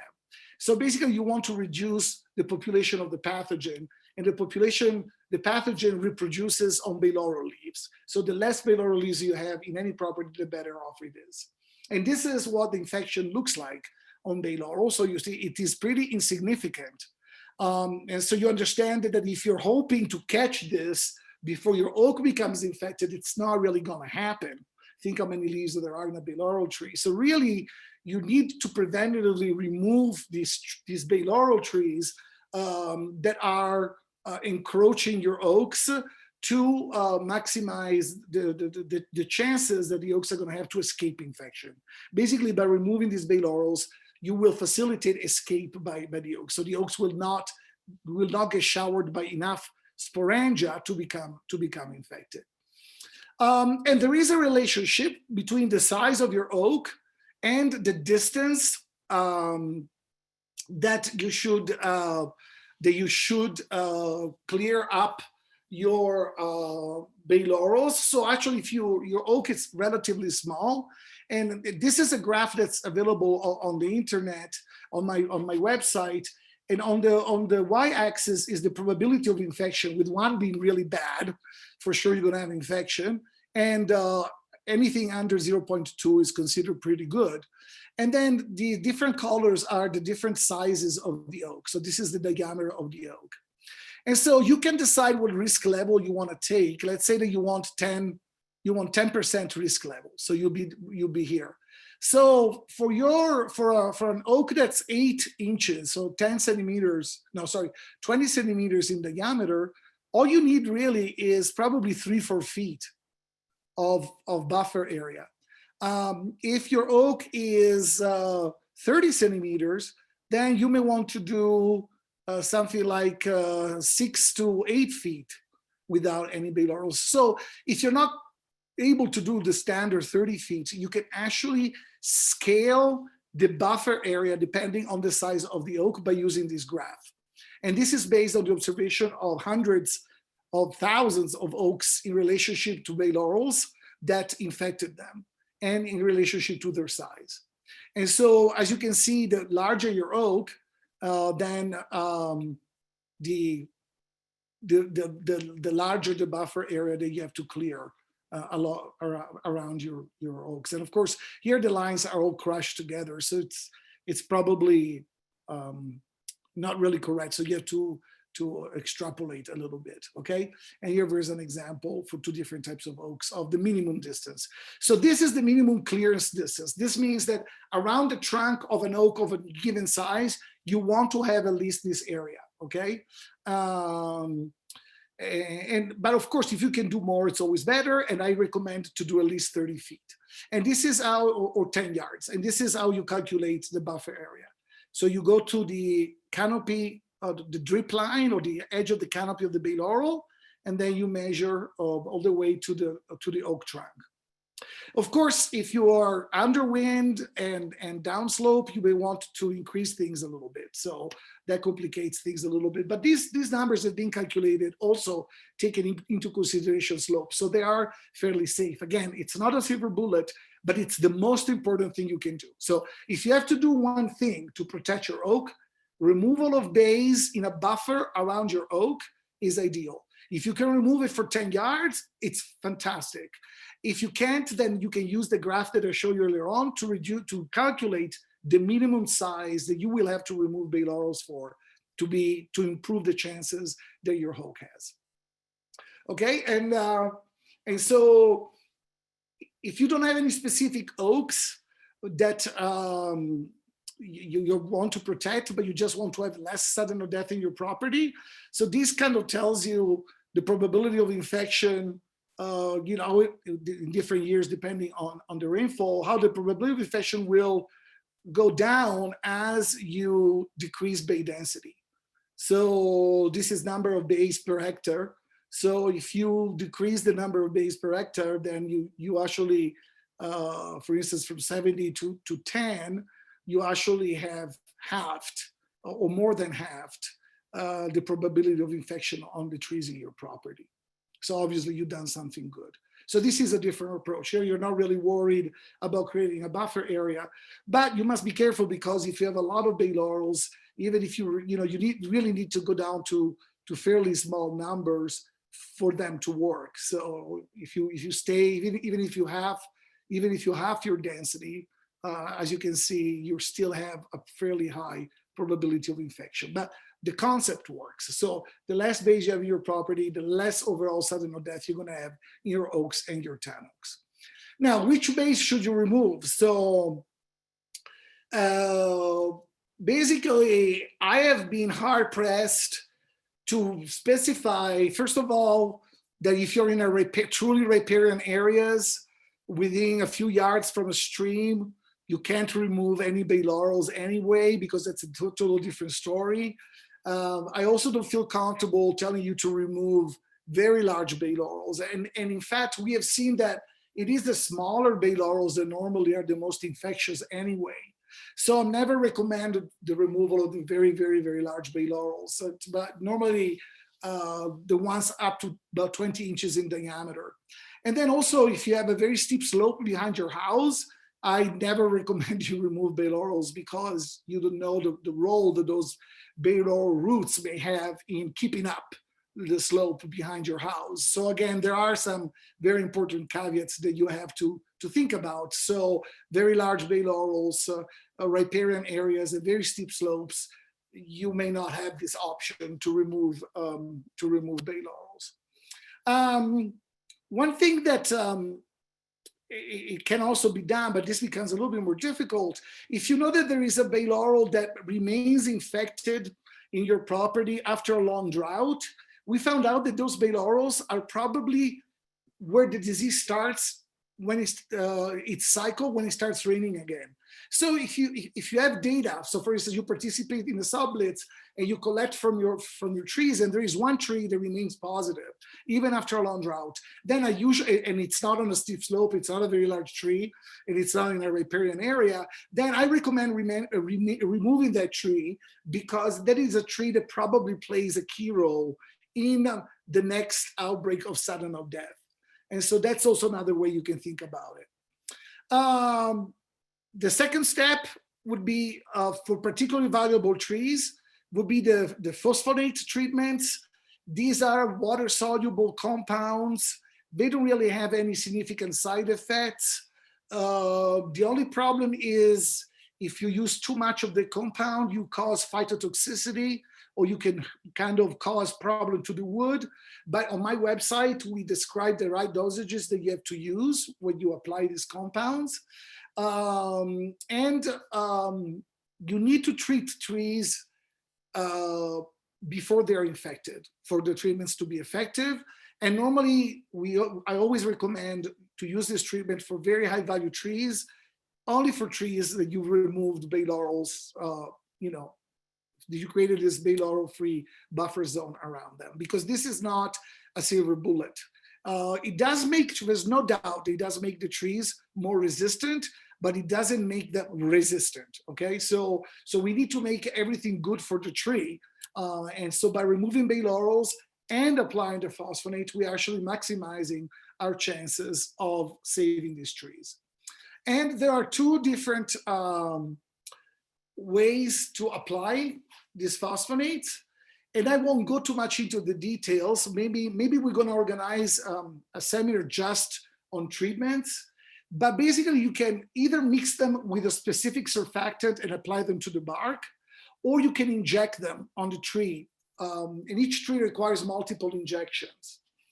So what we have found out in a study that we just completed fairly recently is that injections are actually effective on trees of all sizes, but bark applications don't work very well if you have a lot of lichens or moss growing on the bark, because the compound sticks to that moss and to those lichens.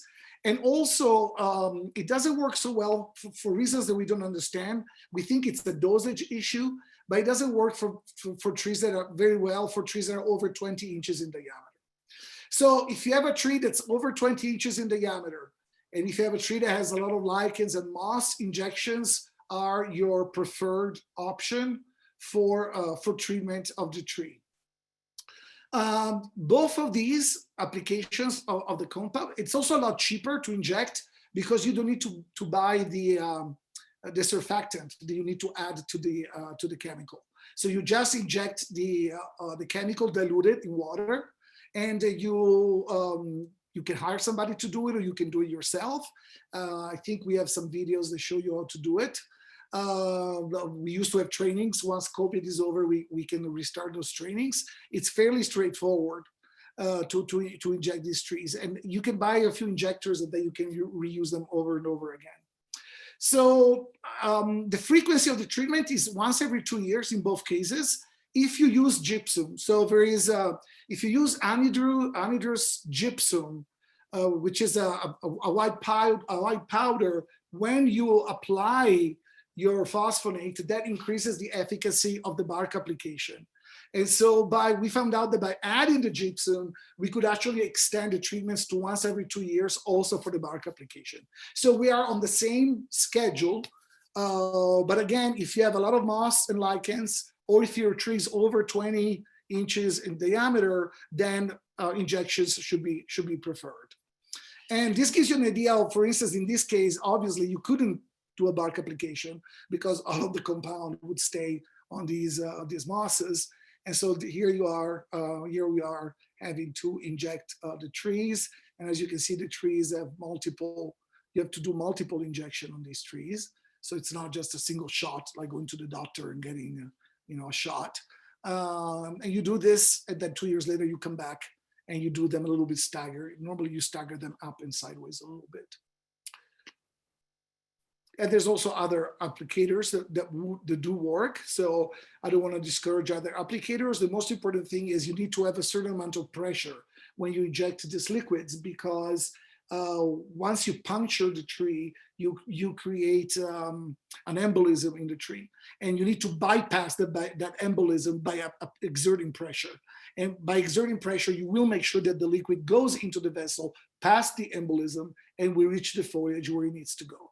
Once it's in the foliage, the tree does its own thing, and it becomes more resistant by producing a certain series of chemicals. And beside the study that we just finished, we finished another study where we have proven chemically, we have proven that by applying phosphonates, trees express their resistance genes more vigorously. And they basically match trees that are naturally more resistant. So we have this piece of evidence as well that we just submitted a paper, or we're in the process of submitting it right now. And so here are different, but again, I don't want to spend too much time, but you do need to drill a hole in the tree, and then you need to seal. This has been loaded with the chemical. Again, the chemical is very benign. All it does is just trigger the natural immune response in the tree. And the only thing, if you do use injections, make sure that you match, that you use our dosage and not the dosage on the labels. Some companies have now changed their labels, but the dosage was done following our own directions earlier on, 10 years ago, 20 years ago, and those dosages were too strong. And so they do end up damaging the wood. But using these smaller, significantly smaller dosages, you obtain the same effects and you don't damage the tree. And so this is gives you an idea of the taller the bar, the larger is, the more advanced is the disease. And this is the level here on the last bar is basically no disease at all. And so these are 3 different injections. This was the original injection dose, and we diluted 30 times and 60 times. And as you can see, we obtained the same result of very, very strong efficacy as opposed to the untreated tree. So this is the full-blown disease. This is no disease here. And these are 3 different dosages. Again, this is the strong one that I don't recommend anymore because it does cause damage to the wood. But by using this the more diluted dosages, you obtain the same result. And this is the damage. So this is the damage. This is the absence of damage. And this is the damage we were obtaining with the dose on the label of some of these products. And with our dilutions, this is the damage we're obtaining now. So basically no damage anymore, but as you've seen here, the same efficacy. And this is one of the products. So there's multiple products now available on the market. Make sure that they're registered. And if you are an arborist, they'll know how to do this, or otherwise, there is plenty of information on our website on all the things you need. It seems daunting when you look at this, but actually it is fairly straightforward. And again, basically, what is new from what you may have heard previously, where first of all, the dosages have changed. So the frequency of the treatment is still once every 2 years, but you can use 30 times or 60 times less compound when you inject it. The bark application, again, once every 2 years, if you use the gypsum amendment at the same time. If you don't use the gypsum amendment without the phosphonate, it doesn't work. It doesn't do anything. So the gypsum really works only if it's combined with the phosphonate. And phosphonate is the name of this general group of chemicals that, again, are basically, it's a salt of phosphoric acid. And they're, as I said, extremely benign. And they trigger a natural defense response in the plant.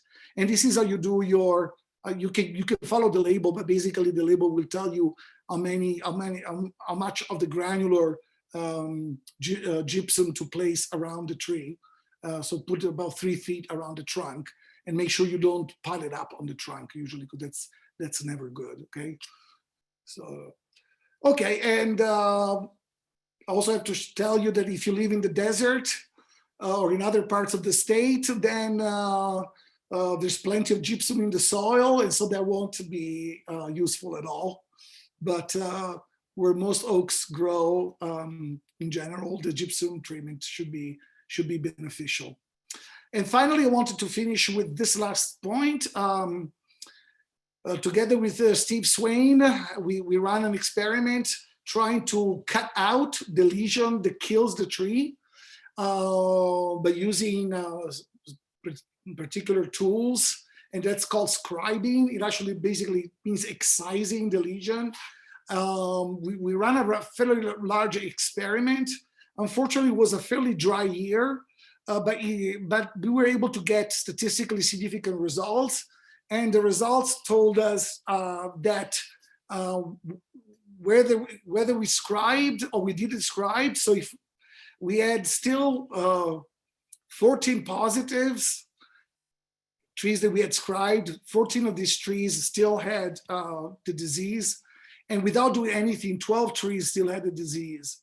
And negatives were 54 or 56. So there was absolutely no difference between trees where we try to take out the lesion or leave the lesion. And so basically, we don't think that scribing is a viable option. And on top of that, when you scribe these trees, you're going to wound them. And we do know that fresh wounds are 10 times more likely to be infected than unwounded trees. We did run a study on that. And that's one of the reasons why, if you're doing major pruning, so pruning of branches that are over 4 inches in diameter, of pruning of codominant stems, don't prune close to the rainy season, because that pruning cut could be the entry avenue for the pathogen. These large pruning operations should always be done in the fall or in the late summer to give time to the cut to dry up and become impervious to the pathogen. And we did study that, and I think it takes about 3 months for the cut to become impervious to the pathogen. But at the beginning, it is 10 times more likely to become infected than a tree with its own bark. Okay, I have finished what I wanted to say about treatments. There are more informations. The only thing that I wanted to also remind you is when you're thinking about spreading the infection with tools and with dead trees, remember that it's the foliage that harbors most of the infectious spores. And so really you must pay a lot of attention to green waste. Green waste and live infected plants are really the most dangerous way to spread sudden oak death.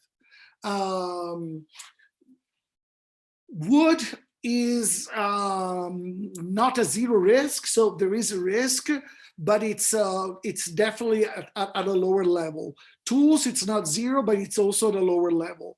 One of the problems that we've had has been mulch. So we have found out that some kind of mulch can actually allow the pathogen to multiply. And so this is very different from compost. So true compost, fine grain commercial compost, does not really allow for that establishment of the pathogen, but mulch can potentially harbor sudden oak death. And so the use of mulch is complicated. And I know that there have been some studies saying that mulch helps against sudden oak death, and it may help at the beginning, but then after it's lost its activity, the mulch could actually harbor the disease. And so I would caution, be careful when you use mulch. While on the other hand, you can be fairly safe if you want to use commercial compost. We tested it, and in general, if it's fine grain commercial compost, it is always clean and actually beneficial, because if it's fresh compost, it does kill the pathogen. Okay, Carrie, I'm done. Woohoo! It is 8:04. Gosh, Matteo, thank you for all that incredible information. Doug and I have been busy in the Q&A typing answers because we've had a whole lot of questions. And so we wanted to get to a few of them that we could answer ourselves. But we do have a few that you could answer live if you're okay to stay on a little bit. So this one's just, it was the very first question that someone typed, and it's a little dramatic and I like it. Are all the natural tan oak forests doomed? Well, I would say no, for 2 reasons. So when we look at the distribution of tan oak, there are some populations that are in the interior and in the southernmost, they're in Santa Barbara County and Siskiyou County, in the Sierra Nevada, and even in Mendocino County, in the interior part of these counties. At this point, the climate is not really perfect for sudden oak death in those areas. So my guess is that in those warmer areas, tan oaks will survive for quite a bit. On top of that, we have found some level of disease tolerance. We published quite a few papers in tan oaks. And we've done that by collecting a lot of acorns from mother trees and testing them. And so we do know that some mother trees give to their progeny more disease tolerance than others. And we think that with that disease tolerance, again, even if you are not in a really warm area, but you're in an intermediate area, with that disease tolerance, that may be enough for the tan oak to survive. So I think these are 2 situations, combination of disease tolerance and not perfect climate for the disease, and then warmer climate. These are 2 situations where tan oaks will survive. We have a couple questions about younger oaks. Is there any indication that some younger oaks might be developing a defense against sudden oak death? And someone else asked a pretty similar question about resistance to the pathogen in young oaks on the coast. So the it's being studied. Okay, so there is a certain, so tan oaks are really super susceptible, but the story for oaks is quite different, and there are a few papers that have come out that have suggested that some oaks may actually be relatively resistant to the disease, and it may be to the accumulation of certain chemicals in their wood. So we do know that for oaks, this doom and gloom, it's probably not going to happen for two reasons. First, because many oaks don't grow near bay laurels, and two, because they're, as I said, it requires a much larger number of spores to infect oaks. So the threshold is much higher. And there are papers out saying that some oaks have a certain level of resistance. So unfortunately, these studies have been done all on mature oaks. So they haven't really collected the acorns and studied what happens to the progeny. So I don't really know what the case is.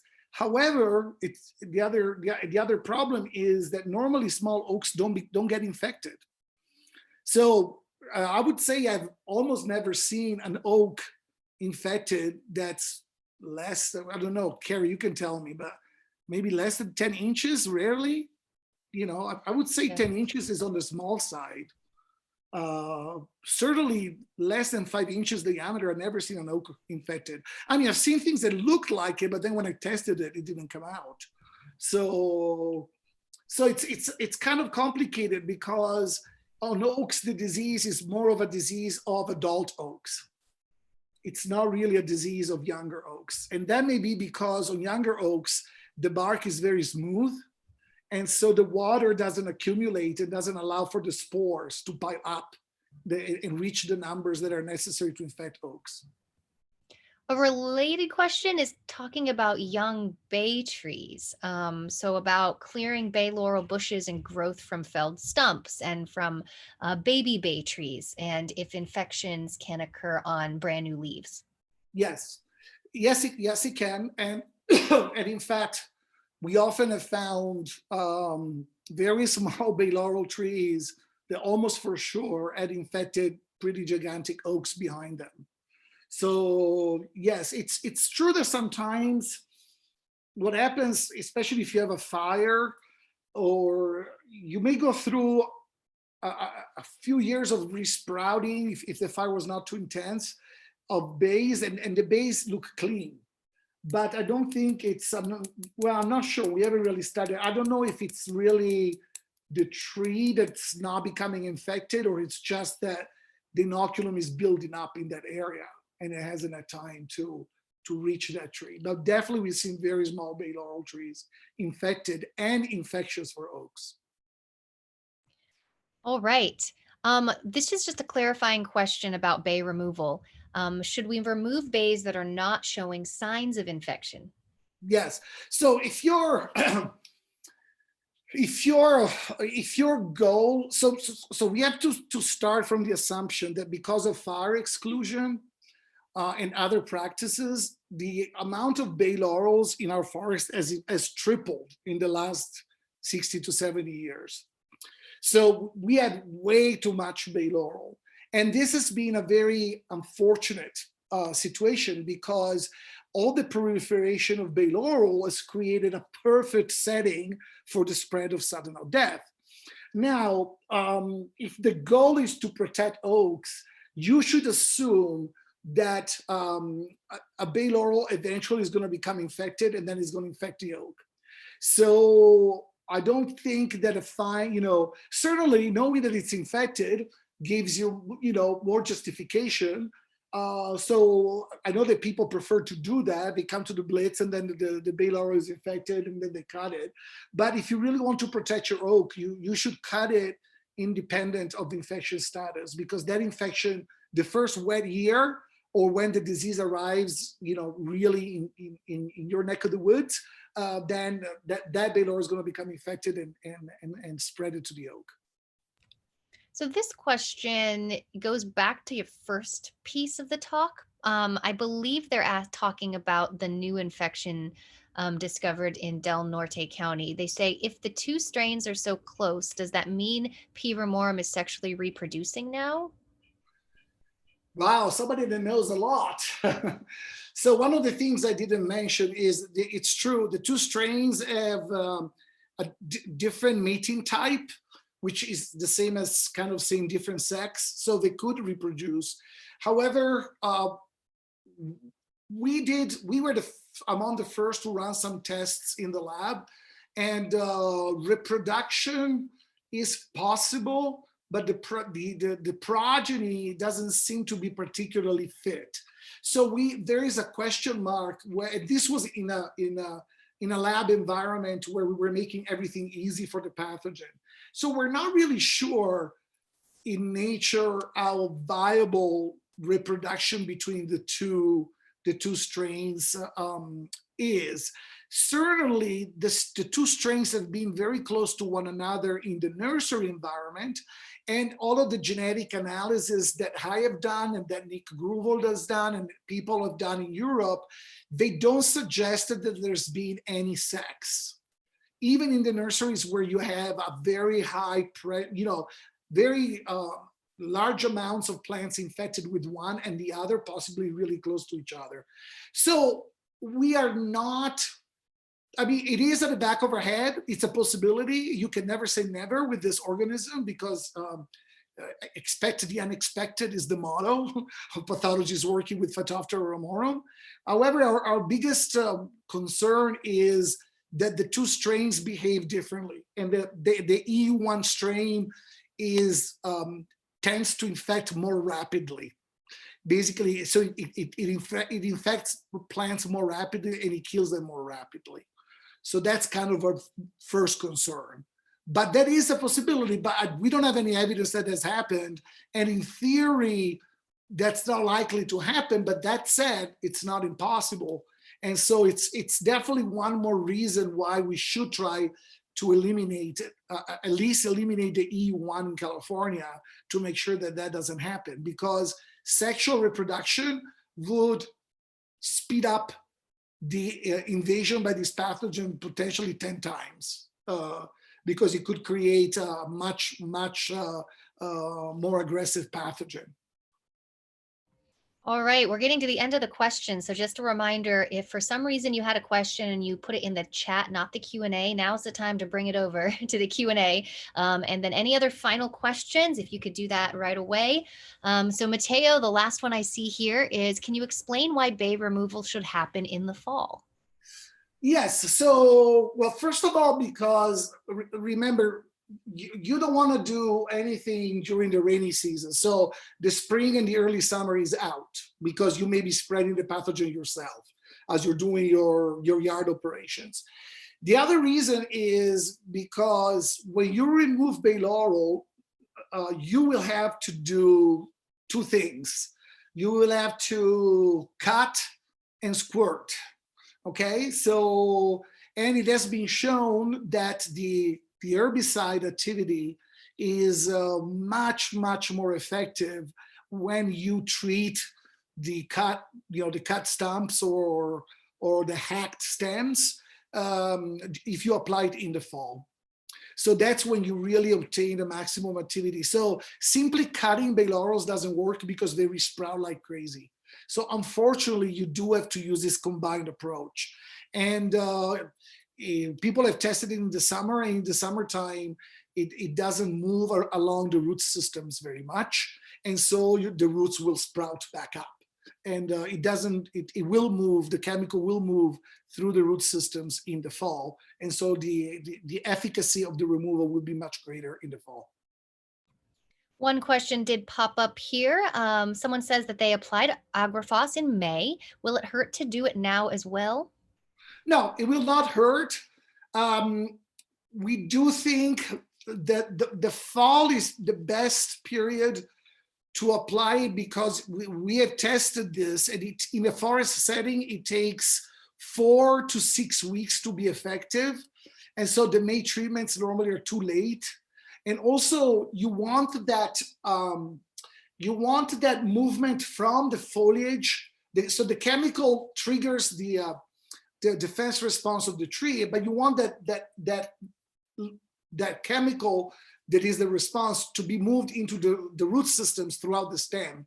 And so the movement from the foliage into the roots happens in the fall. And so that's when the efficacy will be best, because from the foliage, the chemical that's produced by the tree upon treatment is distributed more effectively throughout the tree in the fall. So there's no harm, there's only benefits to do it again. And then I would always do it in the fall. We have one more question pop up that I think I've heard before. I don't have a large property. Can't I just keep cutting back the bay trees as they grow back instead of using herbicide? Yeah, sure. Yeah, if you can do it, yes. It doesn't spread through the roots of bays. It only spreads through the foliage. So if you can control the foliage, you'll be fine. So yes, but it's a big job. That's exactly what I was going to say. If you can keep up with it. That is it. We have answered all. Wait, there might be one more that just popped up. Let's just see. How about chipping bay trees?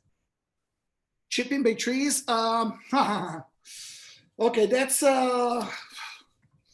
okay. So the foliage, if you're chipping if you're chipping the wood and the branches, no problem. I think if you're chipping the foliage, you probably want to move the chipper in an area that's where there's an active infestation and use it there. You don't want to chip it where there is no infestation if you're chipping the foliage, because that is the one case where you could be spreading spores, both in, and then after, it's the one case where I tell people that you need to chip something else in the chipper for quite a bit to make sure that you clean it of potential spores that may have contaminated the chipper. So that is a little bit of a concern, especially if it's been, if it's been a very dry year, not so much. You could probably do it still on site, but if it's been a very wet year, I would really try to pass something else after the bays, because those bays will be chock full of spores if you're chipping the branches with the leaves. Well, that is the end of the questions. Amazingly, only took us an extra 19 minutes. So thank you, Matteo, so much for all that information. Well, thank you. And again, if people want to listen to the fire talk, I'm going to be giving the talk on December 12th, and I'll talk to you about it as well, Carrie. So okay, and how can they register for that again? Yeah, they can go to sodblitz.org, and it should be right there on top of the page. It's on top. Wonderful. Right now. Great. Well, thank you also to everyone who attended and stuck around this whole time. Please do go to sodblitz.org, use those resources, include, submit your tree facts. You can also visit the UCCE Sonoma SOD site. And this is recorded, so we're going to be posting this. And I've also just heard that, Matteo, you're going to be posting these slides for everybody. So if people want to see those again, you can see that. And feel free to email me directly with anything. I want to remind you that before you leave, you will get a survey that pops up when you leave the webinar. Please do take the time to take that survey. And if for some reason it doesn't pop up, just email me and I can send you the link. So without anything else to do. Oh, yes, go ahead. Yeah, and also the SODquest survey. If people feel like doing it, that'll be great. Great. Yes. And I am going to stay on just another couple minutes to tidy things up, but that will conclude the end of our formal presentation. So stay safe. We hope to see you all at the 2021 SOD Blitz. Bye-bye, everybody. Thank you for hanging out.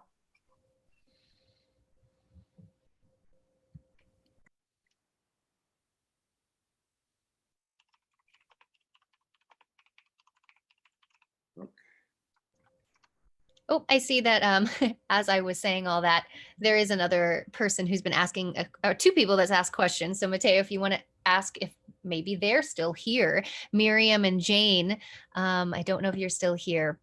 Jane is still here, I see. And Miriam, okay. So they wanted to know, doesn't it only produce spores during certain conditions? And why would it matter if you're chipping? Well, so, okay. So you have to, so if you're shipping, For So- example, if you're chipping during November, she says. well, if you had a very wet year, the infection survives all the way to the next year.